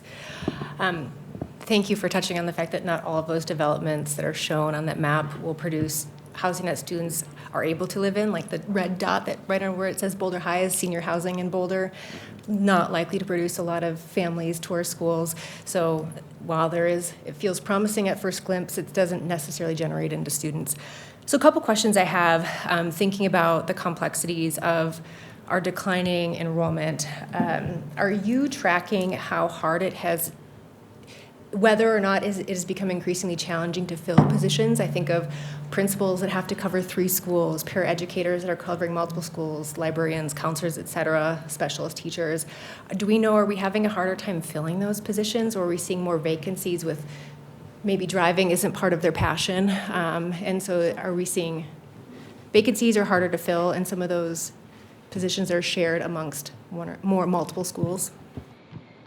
We are seeing some impact of, in particular with itinerant teachers or teachers who are needing to have smaller FTE at one school and travel to another, and choose to go to somewhere else where they don't have that experience. And I don't know that I would say we see it in terms of folks applying to jobs right now, or any leadership concerns per se that are coming up. But I would say that we have heard from, in particular, specialist teachers and instrumental music teachers that the traveling, the partial FTE, and a little bit at a few different schools is a hindrance and are making different choices. Thank you. Follow-up question. A lot of the information you presented was related to the declining enrollment in elementary schools, which is now making its way into our middle schools. Anecdotally, I'm hearing and experiencing decreasing offers of specials courses. And I was wondering if you're tracking that, because the other thing I heard earlier today with CT and Grad Plus is that you're going to expand some of those offerings. And so if we have declining enrollment, how are we considering expanding or moving elective courses in our middle schools as a result of declining enrollment? And are we tracking that, how those things are shifting and impacting the educational experiences of our students now and in the future? Yeah, we are tracking that, and we are watching exactly what you just said, not only electives, the ability to offer a variety of courses, but also how it impacts athletics and activities in schools. And of course, we're putting together a pretty complex puzzle of how to balance those. But as we stated tonight, when money goes in one direction, it is channeled away from other opportunities. And I really appreciated the emphasis on that. Our bucket is not infinite, and we don't have slush funds lying around to get money from. And would that there be opportunity for you to share with this board some of the impacts that we're seeing at some of our starting to see at our secondary level schools, middle schools in particular, as the declining enrollment impacts those, in much the way you presented the impacts to our elementary schools? Yeah, that's follow-up data that we can bring certainly and share with the board. Thank you. Just to follow up on Nicole's question, that was my only question, is we've been in declining enrollment for a while, and so how have we been accommodating that? So maybe if we could get some of that follow-up information, because I think, looks like, Rob, you have an answer to that. I don't. Oh, all right. Just so that the community understands that we've been having to address this already, and what kinds of trade-offs, I like the word trade-offs in the presentation, that we've had to make, and what does that look like as we've done this, and then what if those trade-offs are going to need to go forward to accommodate Grad Plus and to accommodate some of the other new programs. So maybe we can have that conversation later, Rob. Okay. All right, thank you very much. Any other questions, board members? Rob? Nothing? Okay. Thank you very much. That was excellent, as always. Changing of the guard.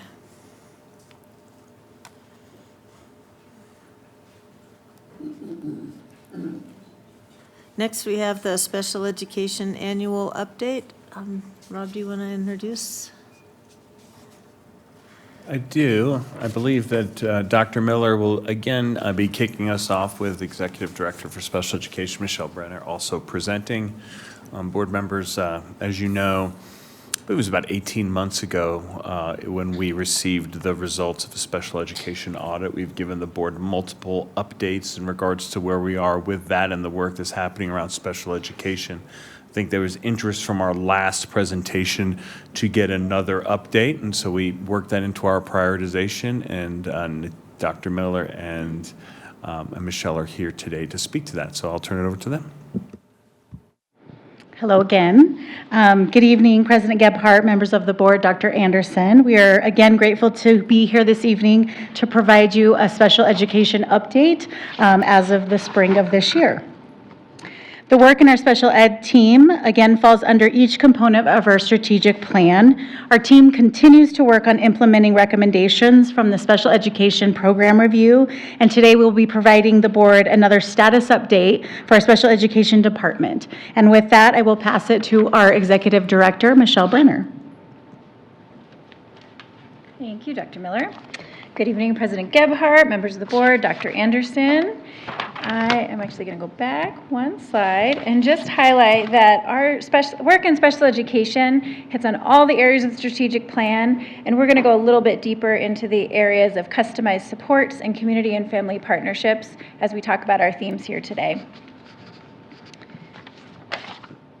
First, I want to share with you some numbers in special education. We currently have 3,679 students on IEPs. That's as of our December count, and that's an incredibly important number because that's an increase of 130 students from last December count.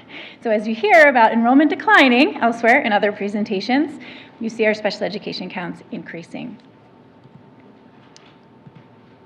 And then you see an impact in our percentages of students on IEPs. So last year you heard us share we were at 12% of students on IEPs in our district, of BVSD students having IEPs, and that has now increased to 13%. The largest eligibility category of our students on IEPs is that of a specific learning disability, or SLD, and 31% of our current students have a primary disability of specific learning disability. That is a slight decrease from last year, which was 33%. We serve students aged 3 through 21. And although we evaluate students at all of those ages, we have a specific child find team that does evaluation ages 3 through 5. And that team has evaluated 280 students in the last calendar year, and 94% of those students are eligible. In terms of programming and staff, we support our students at what we call the resource level at all of our 56 BVSD schools. We also offer specialized programming. We currently have 20 autism programs throughout our schools, 14 ICANN or affective needs programs, 15 multi-intensive programs, and 1 day treatment, which is our Halcyon school. We have 375 licensed special education staff and 275 paraeducators who support our students. And that number is going to be really important as we talk here in a minute about communication as an area of priority. As we noted, we had a program review that was completed in December 2020, and that program review had 4 themes, which we'll talk through today, and it had 109 actionable recommendations. I am very pleased to share that we have completed 78 of those actionable recommendations. So in 2 years' time, we have 72% completed of our recommendations. We have 8 more items that we're actively working on this spring, and 23 that either have been multi-year items or items that we're going to start in on next school year. So making pretty good progress there. Our first theme from our program review is the area of communication. So I'll share some updates on each area and then also some next steps.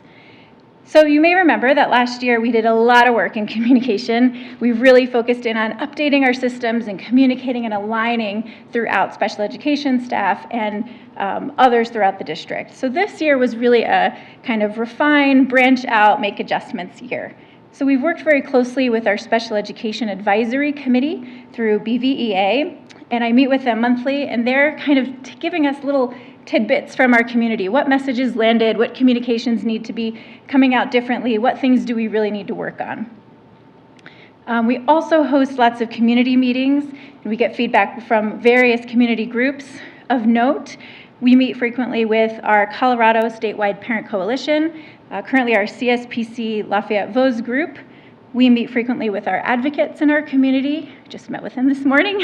We meet with them about every 6 weeks. And we meet with our Dyslexia Advisory Committee with representation from BV Kid, amongst other groups. And they also give us lots of notes of feedback. What things landed with our communication? What things do we need to message again? And where is alignment not really working where we want it to work? We've continued a liaison meeting, so we have another group that meets with us frequently, both from our service providers and our resource teachers, and they share with us, again, communications, updates, what things do we need to adjust around communication. We have monthly staff communications that go out both to our licensed and our paraeducator staff, and those always include celebrations. Twice a month, we celebrate things that are going great in schools, things that staff are doing. We think that it's really important that we not only share information, but we celebrate the things that are working. One of our recommendations, one of our highest level recommendations in the program review was for our executive director of special ed to participate in the executive team work. And that has continued and has been just incredibly successful so that we're making great partnerships. We're working proactively on things that are coming out and making sure special education is at the table and in those conversations. In our many actions, there were lots of recommendations around partnerships, including executive directors of schools, student support services, health services, BVEA, BVPA, the list went on. So we've continued really deepening those partnerships this year, again, with really good outcomes in being able to work proactively and collaboratively and no longer in silos across our system. In terms of next steps for communication, we are working to update our staff website, and we hope to have that out by next school year. We updated our parent side of the website over this last school year, and that was a really nice update for us. And we have been working on universal preschool rollout. Although that wasn't in the program review, it's obviously a very important topic right now. And so I've been working closely with Kim Blumen and Renee Williams, both on the learning and the child care side of universal preschool. And we're focusing in on communication so this can be really smooth for our students next school year. What do we need to communicate with our service providers, with our teachers, with our families, with our community, so that our kids are getting into the right seats and getting the right services next school year? Our next theme was the area of systems. Several things to share with you here. MTSS was one of those systems. There were lots of recommendations around it. This year in particular, we focused on that preschool guidance. We needed to do some alignment with our K-12 MTSS system and really define what do interventions look like at a preschool level and how does that partner with some of our eligibility categories for those younger students. So we're doing some work to roll more information out about that this spring and going into next school year in alignment with universal preschool. We also had some updates to the ECA rules last spring. The ECA rules are the regulations that regulate special education in the state of Colorado. So we needed to spend some time working on that and rolling out those updates out to our schools.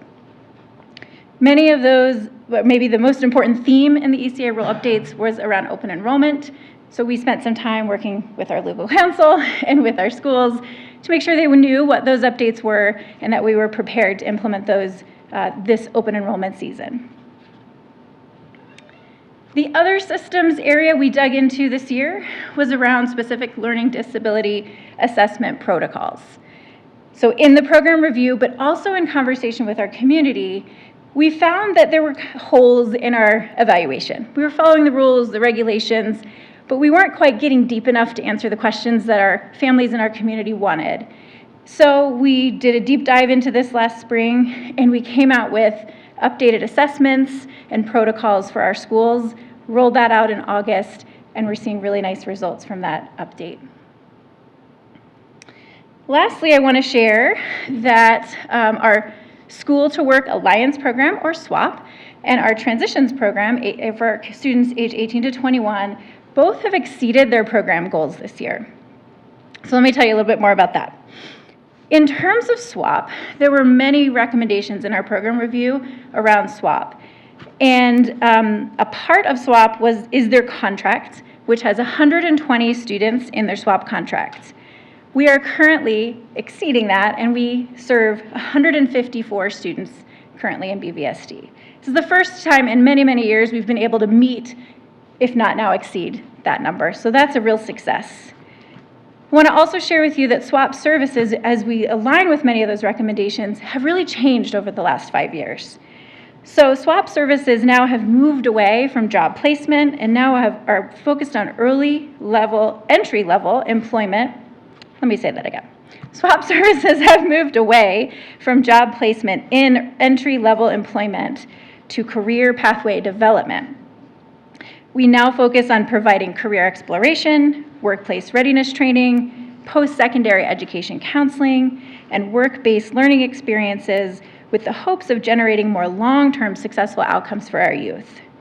Along with that, we've expanded SWAP, where we used to just focus on our seniors. We now support kids age 15 through 21. So some big changes in that area. In terms of our transition program, we currently have 72 job sites out in our community, which is a giant success. That's 72 sites that our students can work at, can learn from, as they learn those skills to transition out into the community. And on top of that, or inclusive of that, we have 152 job sites available in our community database. So lots of opportunities with our community, incredible partners, and lots of areas where our students have interest where we can go out and explore those jobs in the community. In terms of next steps for systems, we are really focused this spring on hiring and retention of special education staff. So you may or may not know that we are in a hiring crisis in special education. And that's not just Boulder Valley. That is statewide, that is nationwide, and we have felt that this school year, for maybe the first time ever in Boulder Valley. So we're really focused on what can we do to hire and retain staff, getting out to that workforce, getting jobs posted, talking with people, helping them understand our positions that are available, and really being dedicated to filling those positions for next school year. All right, I have one more systems update, and it's big, so we put it on another slide for you. So I'm happy to share that BVSD is no longer identified as significantly disproportionate. Let me tell you a little bit more about that. So IDEA, our federal regulations for special education, asks us to collect and examine data to determine if significant disproportionality is happening based on race and ethnicity. They look at areas of identification of students, placement or least restrictive environment, and discipline. So in the school year 2020 to 21, Boulder Valley was determined to be significantly disproportionate in the areas of specific learning disability identification and for the subgroups of students who are Hispanic and Native American. So those groups were significantly more identified with a specific learning disability than others in the school district. So we are pleased to share that as of May 2022, we were notified that BVSD is now no longer significantly disproportionate, starting in the 21-22 school year. Lots of work went into that, lots of work with MTSS, work with our CLDE partners, working with lot principals, having groups dig into this. So the work is definitely not done. That work is to continue.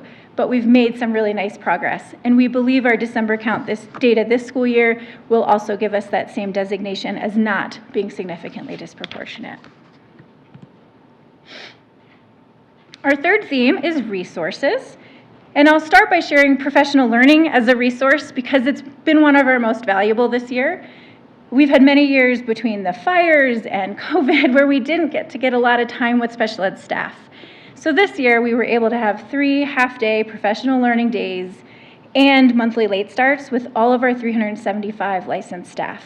So we were really able to make some good strides in terms of alignment and rolling things out, such as our specific learning disability assessments and also a focus on progress monitoring.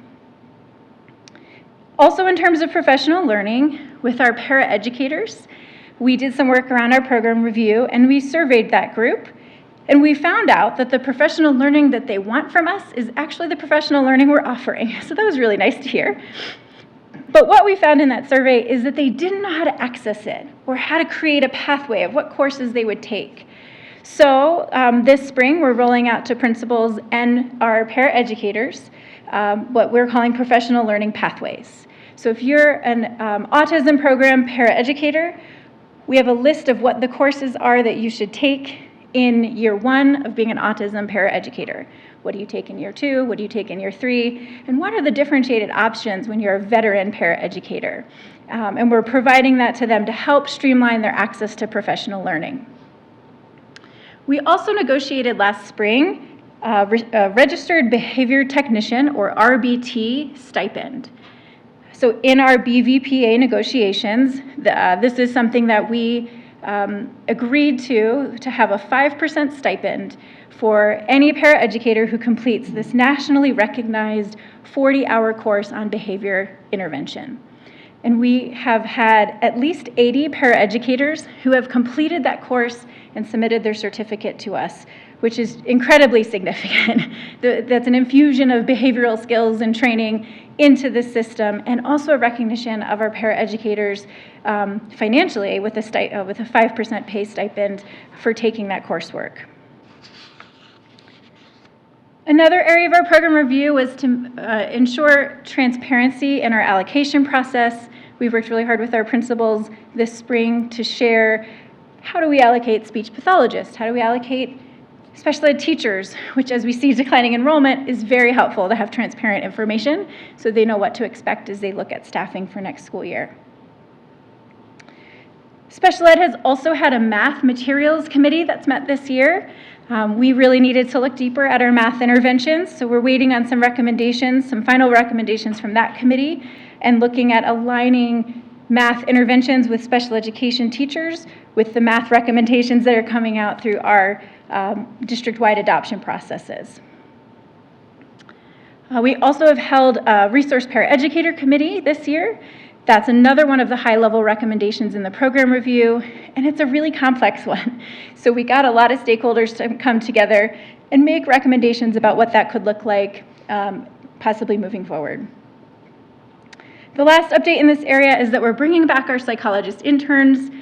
We were able to leverage Medicaid dollars to bring back 2 psychologist interns next school year, which is something we haven't been able to do over the last few school years with some changes in Medicaid funding after or post-COVID.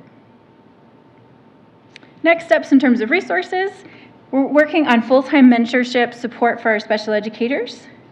We're also working to expand peer tutoring. So this year we were able to go from 8 schools that had peer tutoring programs to 15, which was a really nice expansion. And we're now hoping to go from 15 to 20 to 25 over the next 2 school years. And our hopes is that all of our schools, especially our middle and high schools that have intensive programs, will be able to have peer tutoring. So as a family, you don't need to say, I want to go to this school for peer tutoring. It's just available for all of our programs at all of our schools. And as you heard, special education growth, increasing numbers. So we're really working this spring to plan for how we address that growth and what does that mean across our system. Our last theme today is structure. So 2 updates in this area. First of all, you heard about literacy and math adoption processes today, and one of the recommendations was that special education was a part of those adoption processes. So we're really happy to share that we had various representatives in both the literacy and math adoption process to really ensure that our work is in alignment with our universal and targeted intervention supports. We also heard loud and clear last year that our Spanish-speaking families wanted to more meaningfully participate in the IEP process. So we started out this fall with some training and guidance materials on that IEP process. We trained all of our 375 licensed staff on how do we better engage our Spanish-speaking families in the IEP process. Things like, how do you use an interpreter, a translator, at an IEP meeting? You might need to schedule a little bit more time, as an example. How do you access the oral translation so you can call parents so that their only contact with you isn't at an IEP meeting? So we provided training and guidance to help all of our licensed staff better engage our Spanish-speaking families. And on April 18th, we're now hosting a community event that will be in Spanish. We're partnering with several community groups. We have representatives from BVSD. We also have representatives from CSPC Lafayette Vos and from the ACL of Boulder County who will be presenting with us. And this event will be April 18th, hosted at Centaurus High School. And the focus will be on the parental rights in an IEP process and also how to meaningfully engage as a parent in the IEP process. As far as our next steps in terms of structure, those math interventions that we talked about, now we need to start getting them into the hands of our teachers. So next fall, we anticipate some training, especially in the area of math. Okay, left one more for the last slide again because it's a big one, so we want to give it some space here. So another huge update in terms of structure is that we are now providing draft IEPs in Spanish. Our draft IEPs are provided in Spanish both at our dual language schools and our Lafayette schools currently. So our Columbine, Uni Hill, Pioneer, and then all of the schools in Lafayette.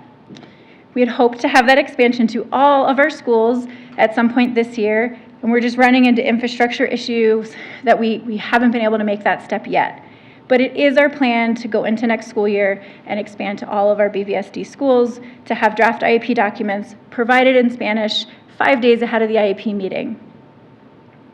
A few more bits of data in this area. We have 227 requests that have been completed for written translations of IEP documents so far this school year. We have had 69 written translation requests for draft IEP documents so far this school year. And then in terms of oral translation, we've had 206 orally translated IEP meetings in Spanish so far, and 30 orally translated meetings in languages other than Spanish. I want to just take one final moment to appreciate and thank our special ed staff. As you heard about the staffing challenges, we have had teachers and paraeducators be incredibly flexible this school year. Whether it was moving schools last minute, working a 1.2 or sometimes more, paraeducators who have dusted off their licenses and come back into teaching positions, all sorts of amazing things to ensure our students are getting what they need. And I just want to thank our teachers and our paraeducators and our staff for all of their efforts to just make this happen this year. They're amazing. We have the best special education staff in Boulder Valley. And thank you all for allowing me to present with you today, and I'd be very happy to answer any questions. Thank you for sharing that and for all the hard work your team and our staff have been doing to support these students. Question, it's not entirely related, but in our study session, there was a slide that kind of lumped students with 504s and IEPs together on, it was increasing participation in college before graduation, which made me just sort of think about the work that we're presenting on tonight is related to students with IEPs, and there's very different requirements for students that have qualified for IEPs and 504s. Are we doing a similar exploration into the services our students that qualify for 504s are getting across the district? No, not at this moment. That's correct, right? Yeah, no, I think that our focus has really been on this special education program review. Again, as you've seen, all of the work that has happened by our team, just truly phenomenal effort, and Michelle's leadership. I can't tell you how proud I am to have her as part of our district and leading this work. It's just been truly incredible. But that could be potentially a next step as we think about that type of a review. Around 504s, number of students who've qualified for 504s. I just don't know that we have the record keeping around the 504 process that we have around the IEP process, so there might be some limitations. Thank you. I just really want to thank you and the whole team for all the work you're doing. There's a lot in there that resonated with me, given my background. My heart will always be in special ed. And a lot of my questions are too in the weeds, so I'm going to kind of save them for another time. But I guess I'll ask this as a more high-level question. Certainly, the crisis you referenced in hiring is a very real thing, and you're right, I see it all over the state. And I'd love to hear any ideas that you guys have about how you're approaching that and what the district / the board can do to be supportive of that very real crisis in hiring special educators and paraeducators. Yeah, I can share a few things.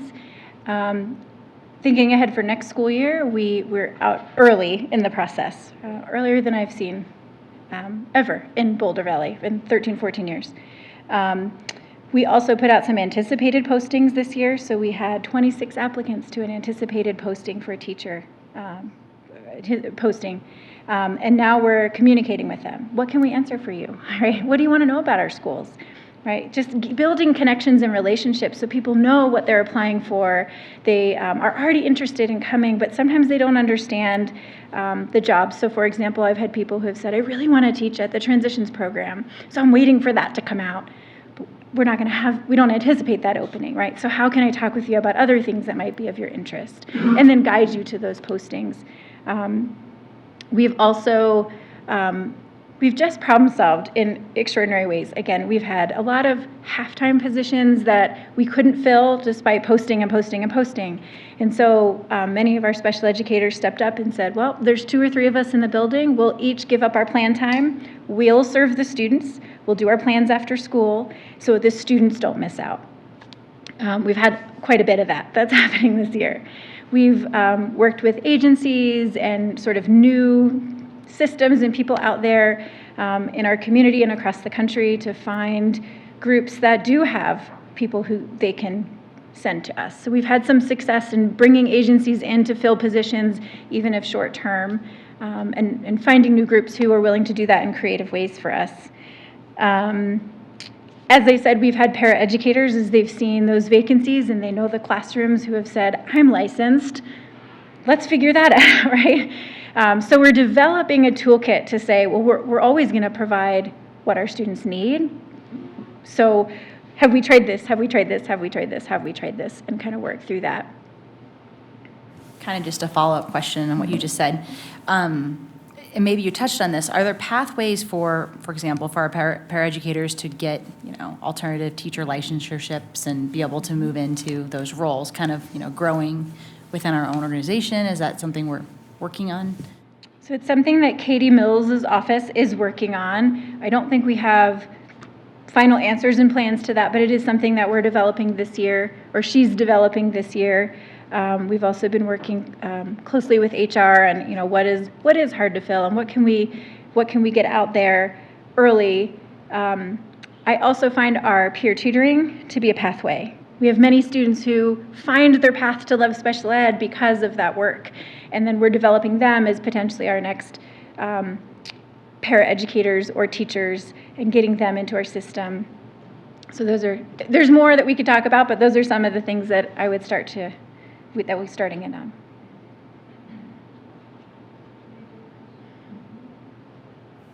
Richard? Yeah, I just want to thank you for the for the update, I see the work that you're doing around the translation of IEPs, and I believe that's a pilot that's going on in Lafayette, correct? And the bilingual schools, and then hopefully We're not it'll go calling into it all a the other pilot. schools. It It's not a just pilot? is. It's not a pilot. We're not trying it out. We are moving forward with it, and we're adding from there. Very good. Somehow I understood that it was a pilot, but I guess you're correcting me. Thank you. But the intention is to roll out those translation services to all the other schools? Absolutely. Okay. Thanks a lot, and I'm looking forward to that April meeting that you're having with the Latino community. Thank you. Come join us. Stacy or Lisa? I share Beth's concern. I don't want to get too much in the weeds, so maybe have more conversations about the weedy stuff later, but just a couple questions. So as you probably heard earlier today, we had a presentation on Grad Plus. So how do you interface Grad Plus with your special ed students? And I'm thinking about the work-based experience and transitions. Is there how do you guys interface with that to make sure that those students have the same opportunities to participate in Grad Plus experiences as students who are not qualified for special ed? I'll say that might be something that we want to follow up more on because I haven't been in the depth of those conversations. I've had people on the committee work to ensure that that's at the forefront of the conversation. We're working closely with Arlie and with Tech and Transitions to be a part of that expansion, but I don't have the details of that, so that might be something to request a little bit more information on. And then another place to get a little more information is what kind of special ed services are we providing to Tech? I think it looks different for Tech than it does for our traditional schools. Yes. So I'm just curious what kind of support we're providing both in teachers and in paraprofessionals for our Tech schools. Is that something else we could add to that list? I have that answer for you. Okay. So, in our Tech program, because it is a program, we have our students are attending part day at their home high school, and that is where they receive their services. Their, let me say that differently, their specialized instruction. So they're coordinating as we enroll students at Tech for what does that day look like, what courses are enrolled in, so you certainly are receiving that specialized instruction. And then when they go to Tech, we have paraeducator support that's helping with access and services in terms of students on that part of the program. So those IEPs transfer with the students over to Tech, and those Tech teachers know what's on the IEPs, so they know how to implement all that? Yes, and one of the most important things we're doing there is collaboration. So we've developed over the last few years a really good system of collaboration, both around enrolling kids, so we know what their IEP is and that we can meet, we have the system to meet the needs across both school environments. And then there's a system where they're collaborating, I believe it's through their counselor and their paraeducator, but I have to check that detail, with the case managers at the home high school so that they're talking about those accommodations and things that are or are not working. For SWAP, I was confused about the numbers because it sounds like you've expanded the age range. So does that account for the increase in numbers of students in SWAP because you added about 4 years to that? Yeah, we added a lot of years. Yes, I think that accounts for much of it. There's been I think a few reasons for that. We have targeted. We've focused on communicating with certain groups and case managers. I think that's also a part of it. But certainly that we've expanded from looking at seniors to 15 to 21. It accounts for really 75% of our kids who are in that pre-employment job exploration phase, and that for sure is an expansion of numbers. And you coordinate all those services with the State Department of Voc Rehab, is that right? How does that work? SWAP Works, is under the Division of Voc Rehab. So that's who they're reporting their goals and their, they have, I think, a monthly goal reporting that they need to provide to DVR.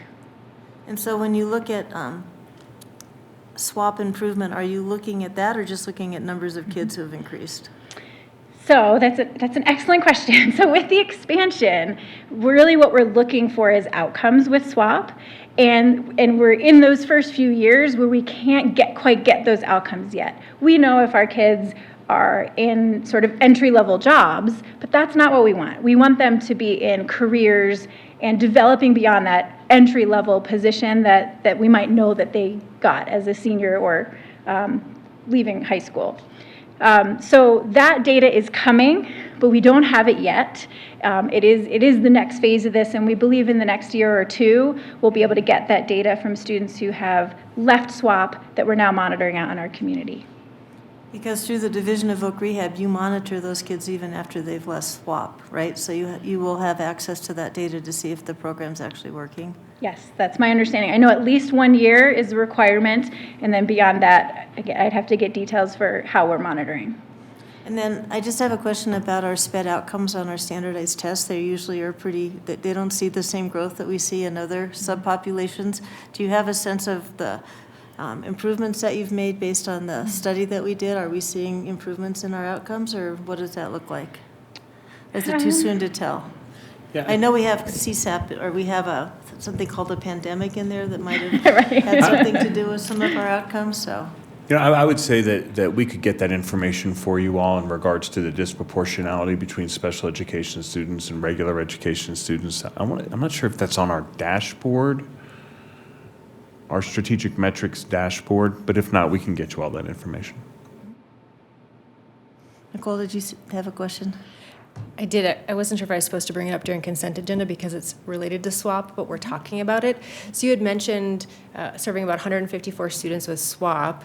The grant that we're being presented with tonight covers 120, and I was just kind of curious before you shared that information. What I was wondering is, now my question, I guess, is how are we covering the difference? Is that money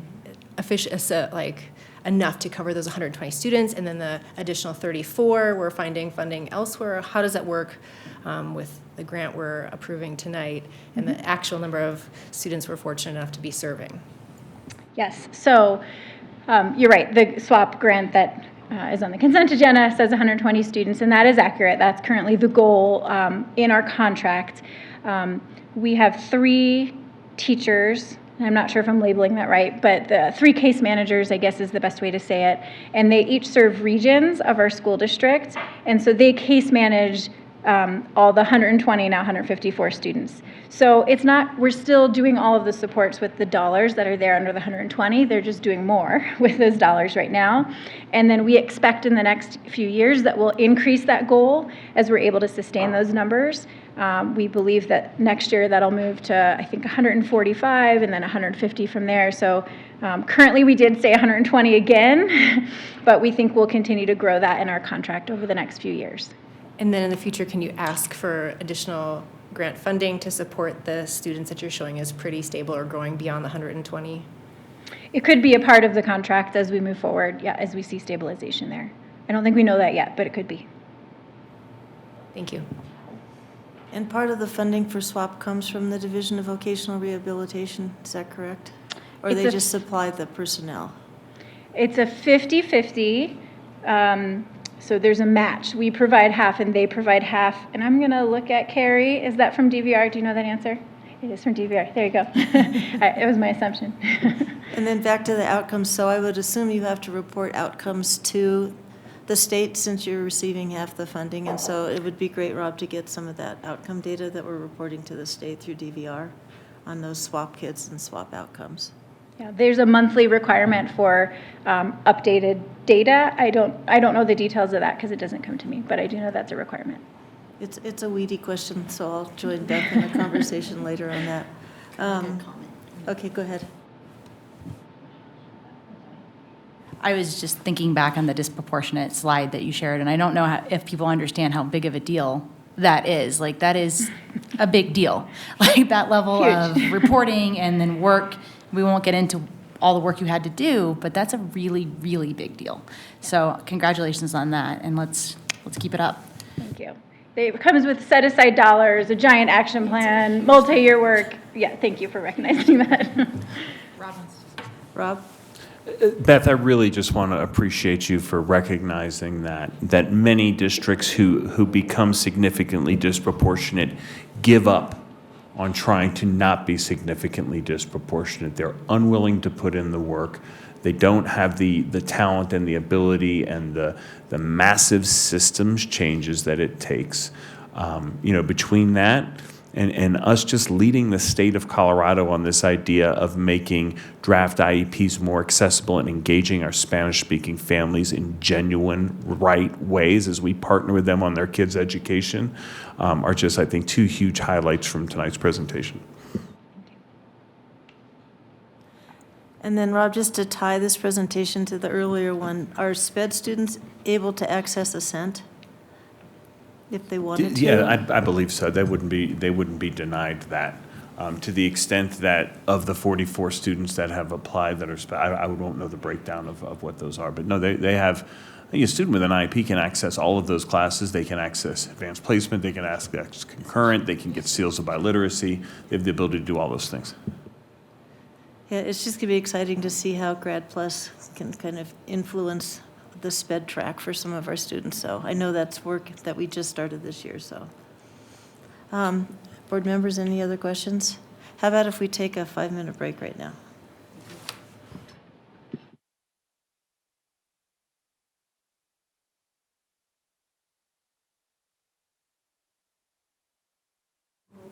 I'd like to call this meeting of the Board of Education back to order. The next item on the agenda is legislative update. I'll turn it over to you, Dr. Anderson. Thank you, Board President Gephardt, members of the board. I am excited that I know that we as a team have discussed this potential accountability bill that was percolating down at the Capitol, and it has finally dropped. It's House Bill 23-1241. Calls for the creation of a task force to study the K-12 accountability system. Task force is going to have 25 members, would start no later than August 15th of this year. They would submit an interim report March 1st, 2024, and a final report by November 15th, 2024. I would say that I'm excited that the bill's dropped. I have some opinions on the length of how long this committee is going to meet. I have some questions on who's going to be involved in the committee. But the idea that we would have a committee to study the K-12 accountability system, I think very much aligns with what we as a board believe needs to happen. There are lots of issues with our current accountability accreditation system. I think that as superintendents in the Denver Metro, we've been very vocal about that and unified around those issues. And so looking forward to further engagement on this bill to be able to try to begin to shape it in some of the ways that we would hope would go faster and really focus on public educators as the source, the key source of the ideas and solutions around some of the potential changes to our accountability system. And so that is the big piece of legislative update that I'd like to provide the board and public tonight. So Rob, will there be advocacy by case? Do you need anything from this board? What do you think next steps are? I think we're going to be paying close attention. It's just dropped. Case certainly supports the bill. They may be supporting the bill as is. We may want some nuances from this board to some of that. And so we'll just have to continue to fight and engage and make our case on why 2 years is probably longer than you'd need. And a focus really on practitioners leading the work. Practitioners not looking to shake accountability, but create accountability systems that drive the right opportunities for kids that engage communities and honor communities and what they value. So TBD, and you'll keep us posted. I sure will. Okay. It's okay. I thought under legislative update, we could talk about the federal issues really quickly. Today we had a call, Rob and I, with Representative Neguse, with board presidents and superintendents from his congressional district, and he said he was focused on 4 areas. I'll be quick. The American Rescue Plan, but the scary part about that is he said that there's some conversation in DC to claw back money from those dollars that were given to us that have not been used yet because of the whole budget debt ceiling issues. So he didn't have any specific numbers on that, but that was the first time I'd heard about Congress trying to claw back some of our ARA dollars. So he mentioned that. IDEA, SRS, which is Secure Rural Schools funding, which doesn't really impact us. It impacts a lot of the school districts that he represents. And then a project called Community Project Funding, which I just got the information on, and so we'll have a further update on that later. On the IDEA funding, President Biden's bill only gives about a 14% increase in IDEA funding. And I asked if there was any chance of that funding going up, and given the current situation in DC, the answer was most likely not. And then there are a couple of bills that I think are really concerning that have dropped in the Capitol. One is the Parent Right Bill, and it's been dropped by the Republicans. And Representative Neguse thought that would probably make it through the House, but there would be a companion bill by the Democrats that they thought would try to refine some of the issues in the parental rights bill. But that was a bill that I think, as we can watch it, I think we need to, but they thought that that would probably hit the House floor in April, if I remember right, Rob, and probably, he wasn't sure it would ever actually make it through the Senate, but it's hard to say with the changes and things. So I think we need to pay really careful attention to that. And then the other bill that made me super nervous that I asked him about was, here's the name of this bill. You guys are going to love the name of it. It is the, where is it? The Protection of Women and Girls in Sports Act. So you can imagine what that bill is. He did not think that that bill would actually make it out of the House. But again, it's another bill that I think we just need to be paying attention to at the federal level, because we can start lobbying some of our federal legislators on both of those bills. I think that we're going to need to pay attention. So happy to give the links to those bills to you, Rob, and maybe you could put it in news and notes or put it wherever we need to for people to pay attention to it. But I think there's some pretty scary things coming out of the federal legislation. We hadn't talked about that a whole lot, so I thought I would just throw that out there. Rob? And I'd agree. In my conversations with other superintendents of large districts across the country, state superintendents from across the country, I think that we need to be paying very close attention to some of these types of federal movements. Because they're catching steam, not necessarily here in Colorado, but catching steam across areas of the country. And so I think that is something that we need to be making sure that we're paying attention to and communicating with Congressman Neguse and our other federal U.S. senators, representatives, and making sure that they know and understand the danger of those and how they can really harm kids. I think it's just, we'll have to dive into the details a little, because who could be against a parental rights bill, right? So it'll be the devil's in the details, and so I think we'll just have to pay attention to that.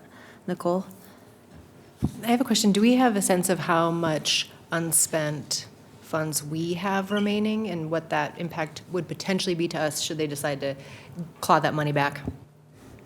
Minimal. I think that the dollars have been earmarked. We're just waiting for them for the entities that we gave the dollars to spend those dollars down, and we timed those out based on the timelines that were provided when we were given the dollars. And so, to the extent that if we needed to accelerate the expending of those dollars, we would be able to do that. I think that our unspent dollars, I think we're really clear on how we've spent those dollars, and really confident how we can share with our community how those dollars were spent and what they went for and how they accelerated student learning.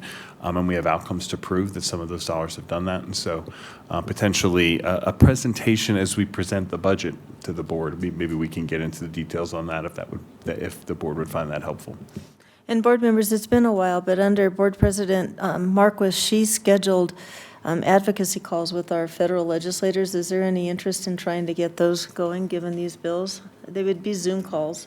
So I can certainly reach out to their staff and just see if we can get some Zoom calls scheduled after spring break. And they were usually about a half hour, 45 minutes. And so if they're Zoom calls, sometimes those are a little easier to accommodate in people's schedules. So I'll update everybody again after the break, but I just wanted to mention that since there seems, as Representative Nagu said, when he was first elected, he would have never thought that education is the hot button issue that it is now. And so I think it merits paying a little bit, was not the hot button issue that it is now. And I think it just merits a little bit more attention given these kinds of bills that are dropping and the support for them. So anyway, nothing else on legislative update. Let's move to consent agenda. Rob, Oh, sorry, go ahead, Richard. who are the sponsors of that? Is it House bill? Believe Byrd and McCluskey.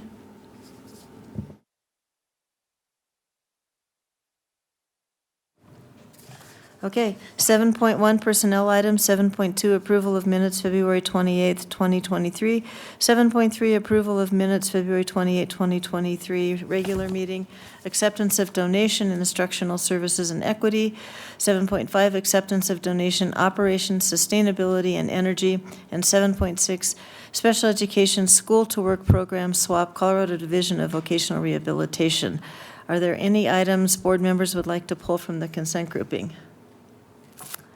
Seeing none, is there a motion to approve the consent agenda? Moved by Kitty, seconded by Nicole. Any discussion on the items on the consent agenda or questions? Kitty? I just want to really thank the Boulder Bookstore for donating over $10,000 worth of books for our schools, and especially for what Sanchez, Pioneer, Columbine, Crestview, Birch, and Lafayette. And also to thank Circle Graphics and EcoCycle, who've donated over $10,000 worth of yoga mats.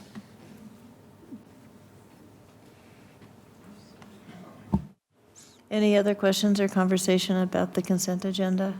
Laura, can you please call the roll?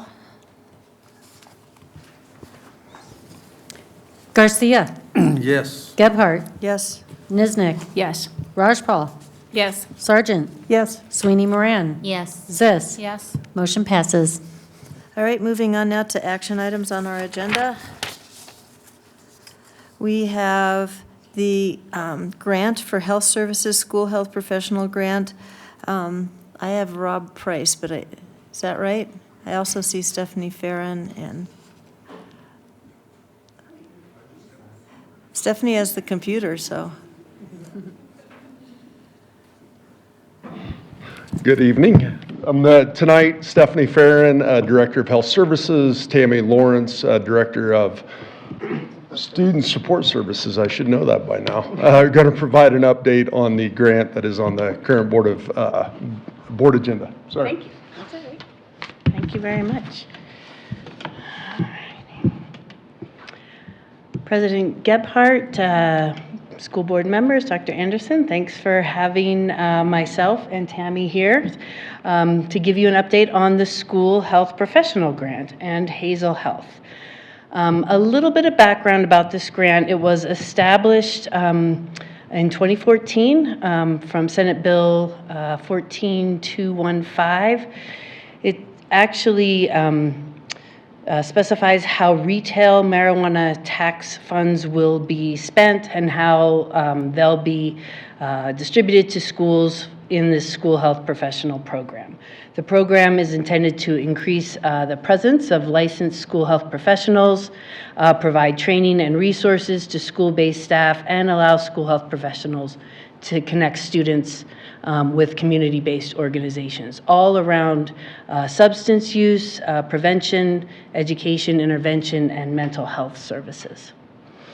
BVSD has actually been a recipient of the School Health Professional Grant since 2014. Our first grant was $50,000. Over the years, we have been awarded almost $6 million. We have current funding right now through 2 grant cohorts that will be ending in June. We fund 6.5 site-based school nurses who do substance use prevention education as well as other health education, substance use assessments and interventions, and alternative to discipline programming. Alternative to suspension programming, sorry. They also have been working recently with our middle level nurses to do training and support for them to provide some of these services in our middle schools. They lead the Sources of Strength programs in our high schools and provide parent and staff education as well.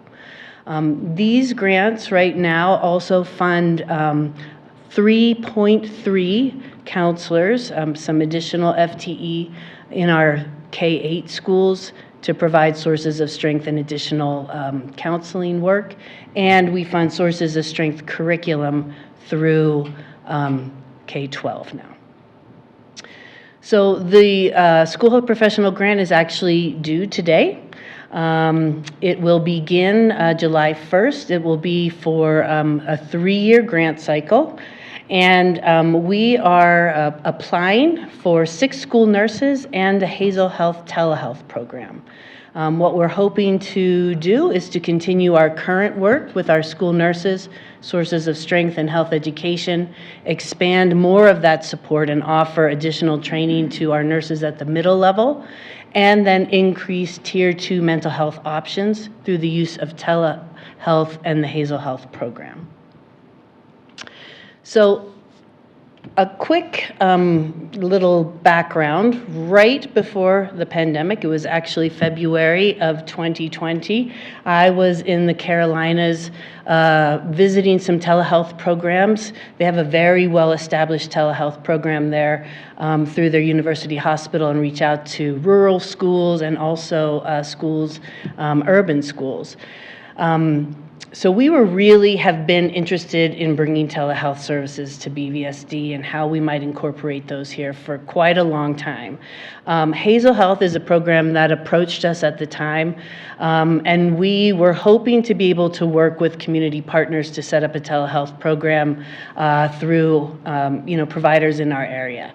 We've done a lot of work and discussion with them, and right now they're just not at the point of being able to provide the services that Hazel Health does provide. And so that's why I'm going to talk to you about them.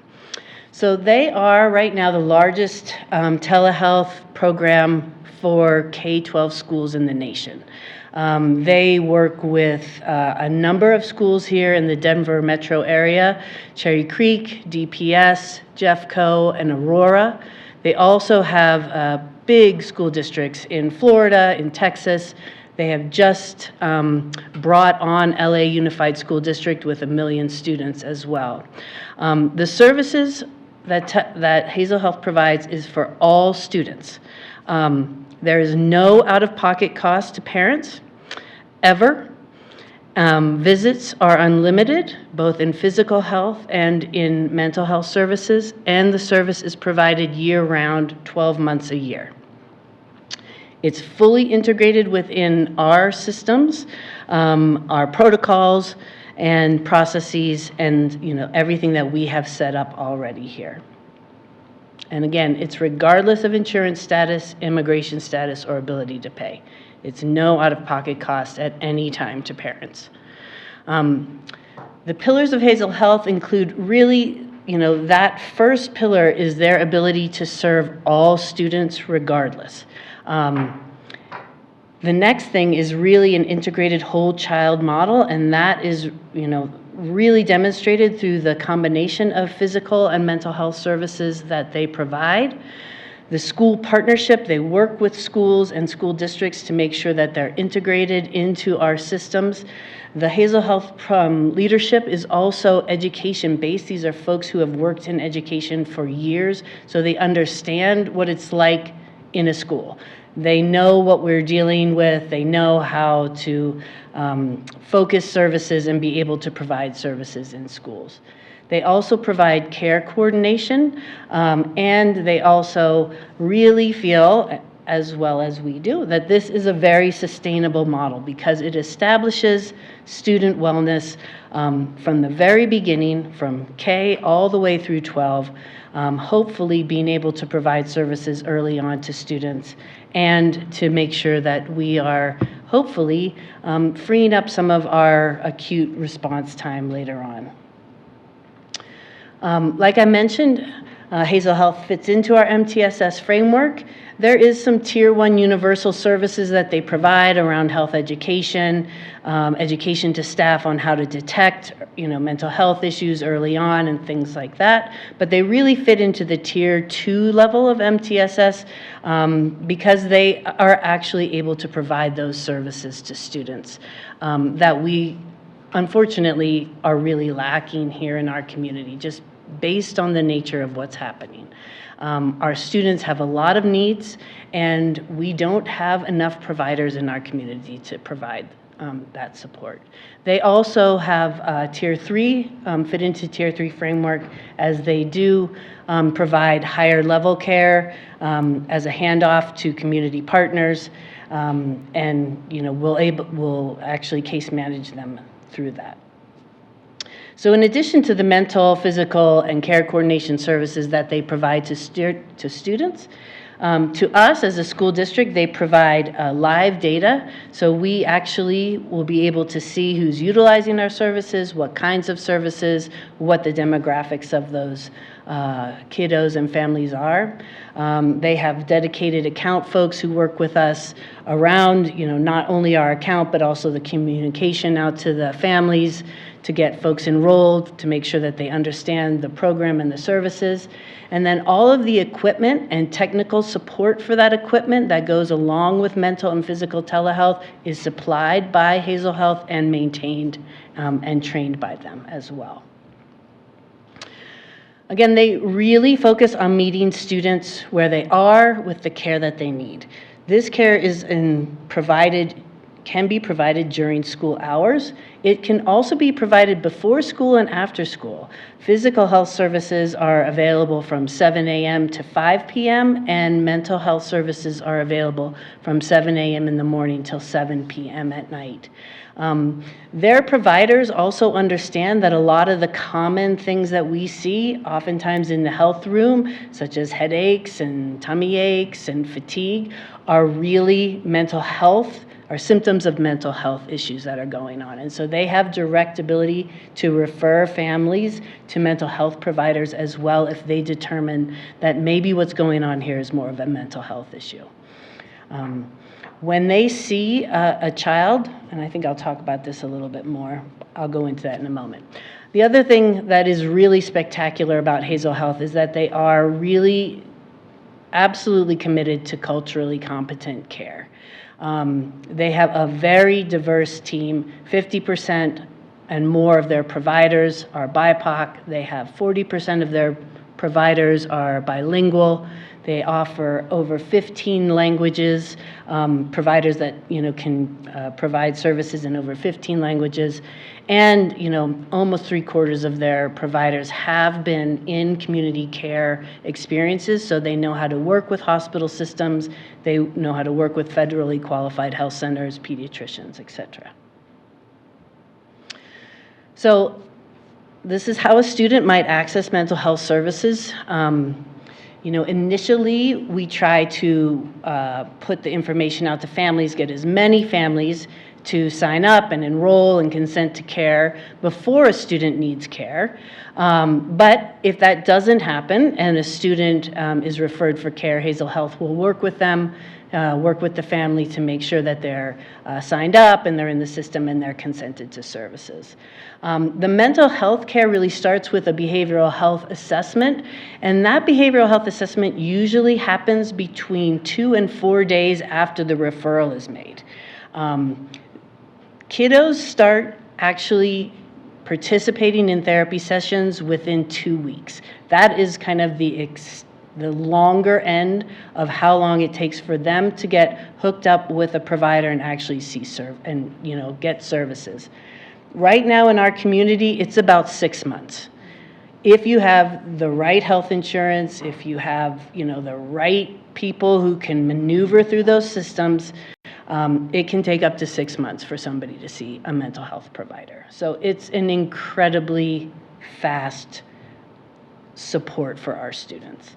Aftercare, they provide discharge and care coordination. Like I mentioned, if a student needs more ongoing care, they will keep that student in their care, continue counseling until they're able to do a warm handoff to somebody in the community that can take that on. And then they follow up with students for up to 6 months afterwards to make sure, how they're doing, make sure that they've connected to that care. So physical health services can, again, be done at school or at home. It's about 6 minutes is their average right now for when somebody initiates a call. So a sick kiddo comes into the health room and we're not really sure that they need to go home, but they're complaining of something or it's a repetitive thing that they've been in for. We can initiate a call. The parent is also notified, so the parent can join that virtual health care visit with the provider and the student if they'd like. About, like I said, 6 minutes, a provider is on the screen and is going through a physical health exam with the student. Afterwards, any information, treatment recommendations, notes about the visit are provided back to the child's primary care provider if they have one. If they don't have one, Hazel Health actually works to connect them with a primary care provider in the community. And then the parent and that provider get notes on what that service was. And parents can initiate this at home as well. So they could do it after school when their kiddo comes home and they're sick, or before school and they're not sure if they're going to send them to school or not. So really, in summary, this, a component of the service, like I mentioned before, is really all of this data collection and reporting of services provided, which enables us to see the impact. They show here some of the impact that they have gathered from other districts that they're working with right now. We feel the main benefit of providing this service is to keep students in school, healthy, ready to learn, and by addressing both physical and mental health needs of our students, we provide them the best opportunity to engage in learning and be healthy and successful youth. This service also provides our families with services to reduce the amount of time they might miss work, their students might be out of school, and extraordinarily long wait times that we're seeing for mental health care right now in our community. And again, there is no out-of-pocket expense to families for utilizing this service. So questions for Tammy or I? Yeah. Nicole? Thank you for that presentation. I can see that this would greatly benefit a lot of our students. 2 questions I have. In the slideshow, it looked like a student's participation requires parental notification or parental consent. Is that the case? It depends on what services that they are asking for, we're referring them for. So mental health services are students that are 12 and older are allowed to consent to their own mental health services. That was the question that's where I was going with that one. And Yep. I wanted to make sure that we were not infringing on that state right of students. Not at all. And my second question is around the data collection and record keeping and the reporting to BVSD. Can families opt out of that? I could see situations in which a mental health care situation the family may not feel entirely comfortable having that information shared with their school or with the district.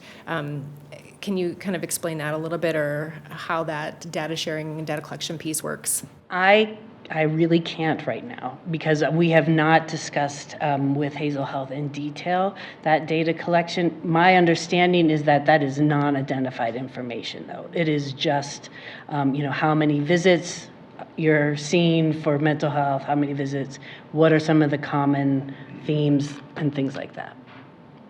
I would love clarity around that non-identified. I'd just be really worried that our students are, and that somehow it's ending up in VizLab and being a part of their MTSS profile, and a student and a family may not want that to be the case. Yeah, absolutely. Yeah, we have not completed a contract negotiation with this yet, but we certainly will be paying attention to those details. Thank you. Is that all, Nicole? Kitty?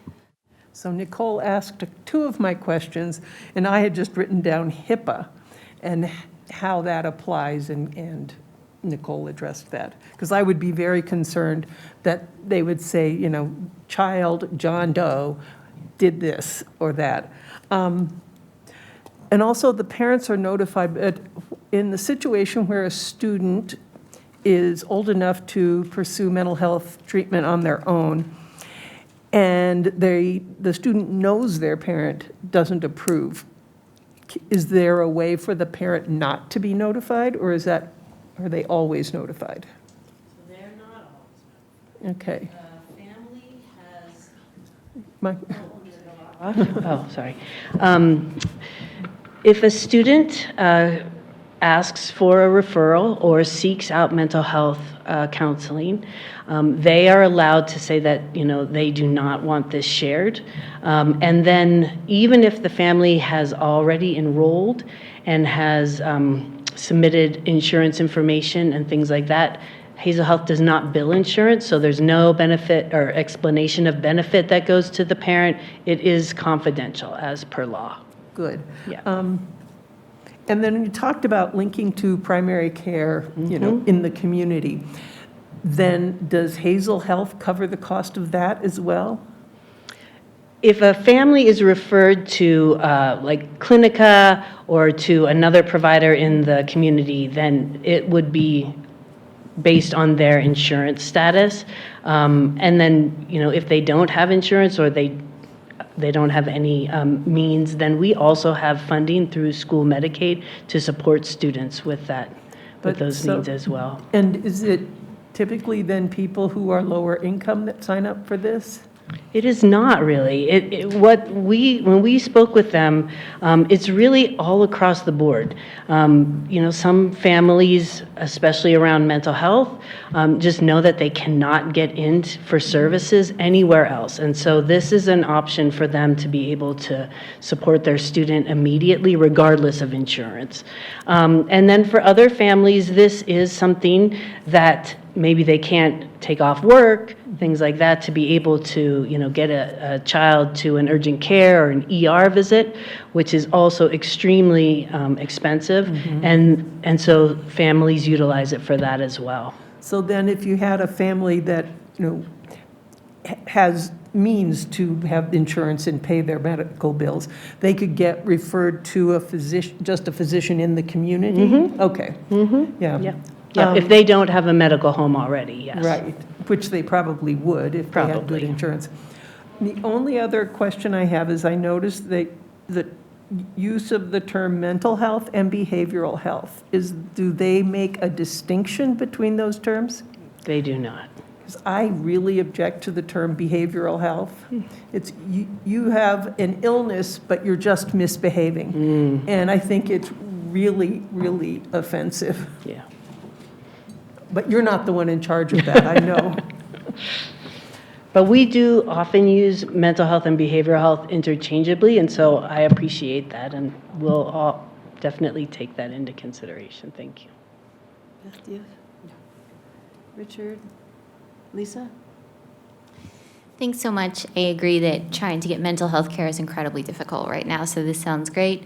The one question, I appreciated the slide about competence around race and nationality. I don't think you had a slide about kids who are part of the LGBTQ community. I'm sure you brought it to us having looked into this team being competent in that area, but I'd love to hear a little bit about how confident we are that this is a group that can handle issues around bullying and unsupportive families and higher rate of suicidal ideation and all of the other things that we know can come with people who are unsupported in claiming their identity and gender. Yeah, we actually did bring that up with them, and jump in if I miss anything.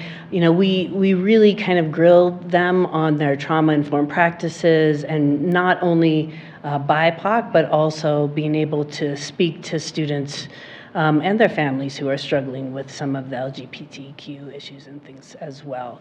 And they assured us that their providers are adequately trained and represent those populations as well. Again, we've not gone into a whole lot of depth in particulars because we haven't been awarded any funding yet. So, yeah. Was there anything you'd like to add about that? No. I would just say, too, that we spoke to many of the districts that have been using Hazel Health, and they all, every single one of them said, you know, it has really served a great need for their community and their students, and they've all just said it has provided a level of support that they didn't have before that they really need now, and it's been good for their students and families. Thank you. Yeah, I mean, I think we're just in a time where we want to make sure that, in particular, our transgender students are really well protected and well supported. So assuming that we get the opportunity to sign a contract for this, I would just hope that maybe we can hear a little bit more about our confidence level around that at that time. But again, I think this is great, and thank you so much. Thanks.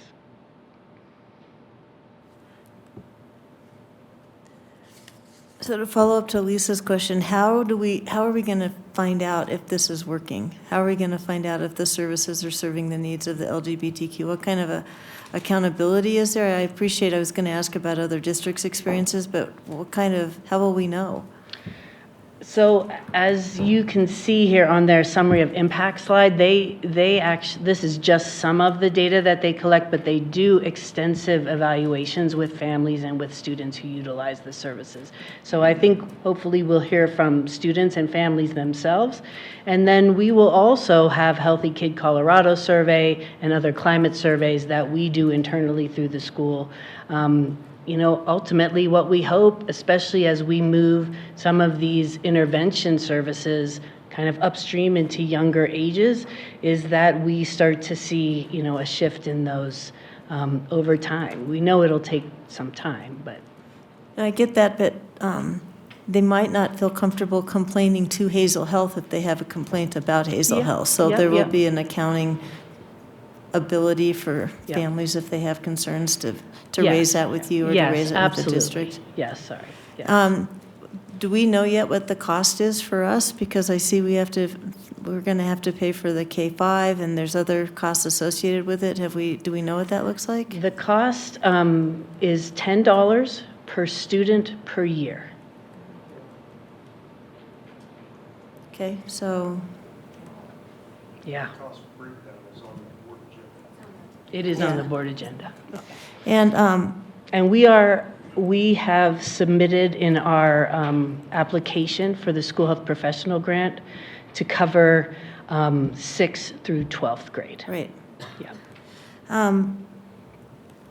So can you talk to Nicole about the mental health? What is the physical health? You need to have parental consent for that, is that right?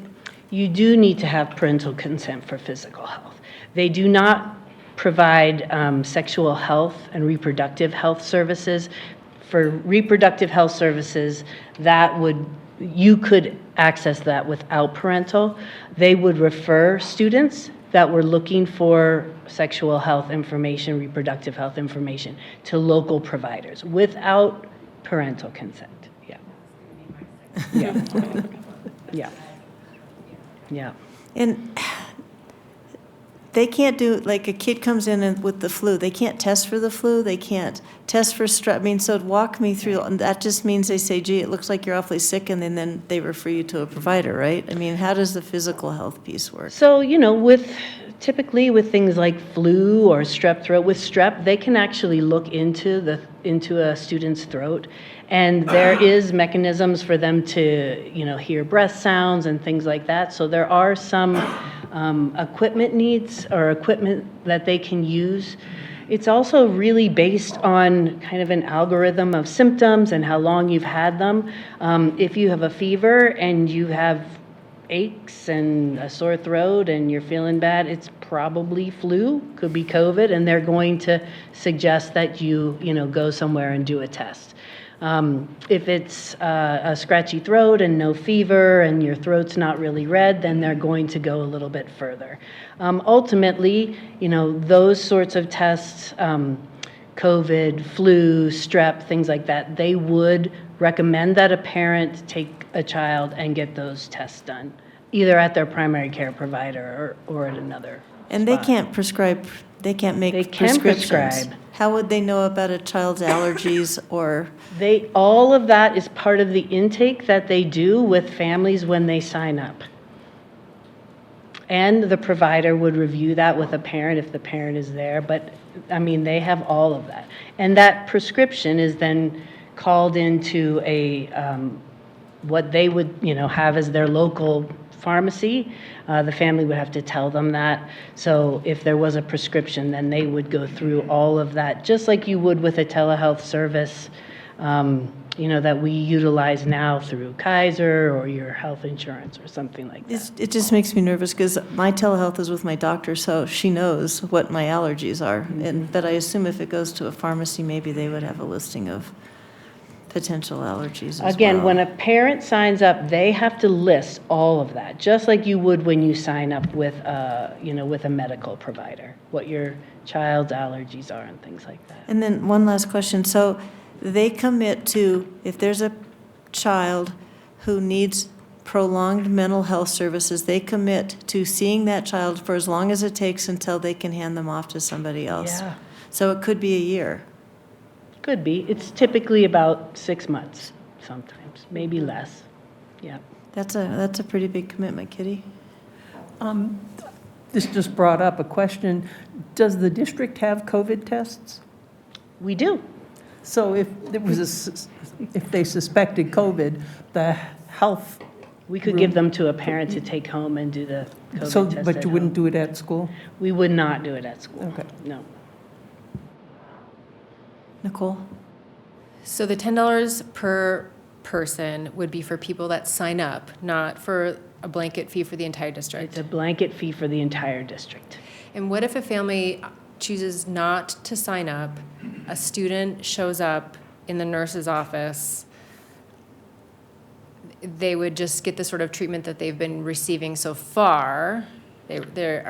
How would that work? Yeah. A family explicitly does not want their child to participate, maybe because they don't want the opportunity to not know. Right. What happens when a child or student shows up So there's looking for there's at service? least two different kind of paths that I can see. Either, like you said, a parent has said, I absolutely do not want my child participating in this, then we would follow the typical health room protocols that we have. And, they would go home based on, fever, diarrhea, all the rest of that. If it's a family who just hasn't signed up, and they haven't said we absolutely do not want to participate, then we would reach out to that family. We can reach out to that family and say, we have the option for your child to be seen through a telehealth visit here at school. Are you interested? And if they are, then Hazel connects with them and does that consent and everything while we're, before a provider sees them. Yeah. And during the consenting process, they would make it clear what services would require parental notification and what might not. I just worry that we could get into a place, a gray space with that. Well, and physical health is, different than mental health. So if they were consenting for their child to be seen for a physical health appointment, I think that would be very clear. We reached out to Cherry Creek, Aurora, some of the other school districts who have been implementing mental health services around, what are parents' thoughts about the mental health services and the idea that students can self-refer. And they have had really virtually no parent pushback at all. Parents have been so relieved that their child can access services and get services that there's been very, very little concern. Yeah. How does mandatory reporting fit with these health providers? They are mandated reporters, just like us, and there is a mechanism as well. And again, it's not fleshed out for us because we're not in a contract, but we did speak with the other school districts around crisis intervention, or if they're seeing a student for a mental health visit and the student discloses anything, there is a mechanism for how they report back to us. We determine who that is. Is it a director? Is it a principal? Is it a counselor? That is all determined by us, how we want that reporting to come back. And then there would also be the legal mandated reporting as well. Kitty? So I have a follow-up question to that. So obviously this organization works throughout the country and every state has its own mandatory reporting laws. And in Colorado, you don't report to somebody who is not social services or the police. Right. I mean, you should let them know. So I was just concerned for you saying you're telling them where to report. Oh, as far as like letting us know, hey, your student, might be going through a difficult time right now, you're going to want to connect with them, or this student has disclosed. But as far as who they report to legally, they follow the state rules. All of the folks who would be providing service are licensed in Colorado. They follow all the Colorado. Well, a surprising, well, maybe not to you, but surprising number of mandatory reporters do not report. Yeah. And a surprising number have no idea Yeah. what would trigger a report. Yeah. Richard? Just a quick question. Who is going to be responsible to outreach to the community about this particular program? That would be a joint effort, really, between Hazel Health and us as a district. They have an entire communication kind of toolkit that is developed in multiple languages. And again, they work with us to kind of streamline it and brand it for BVSD. And then I would assume we'll work with Randy and our principals and our community liaisons and all of the folks, who we think can get this information out to parents in our community, in our schools. Thank you. Yeah, of course. So when do you expect to hear back about the grant? Their timeline says April. It is typically not April. If we hear in May, that would be wonderful. So hopefully May. That'd be enough time to implement this for the school year? They say about 8 weeks to, from kind of signing and getting everything going. So if the grant is approved, then that we still would have to approve a contract with Hazel Health, and does that work with the timeline for the board calendar? I feel like if June is really tight. I'm curious, because I think we have a bunch of questions about what that contract might look like and include. If the board approves this grant and we were awarded the grant, then we would prioritize working with Hazel Health. They have similar contracts with districts that are local. We'd be able to pull from those negotiations to hopefully expedite that process. Yeah. Thanks. Any other questions? Thank you for bringing this presentation to us. So I think I did all this without a motion, sorry, because it's on action. So Yeah, we'll start over. That'll make you happy, Lisa. So do we have a motion? Kitty, seconded by Nicole. Any further discussion? Sorry about that. Kind of messed that up since. All right, so Laura, can you call the roll, please? Garcia. Yes. Gebhardt. Yes. Niznik. Yes. Rajpal. Yes. Sargent. Yes. Sweeney Moran. Yes. Zis. Yes. Motion passes.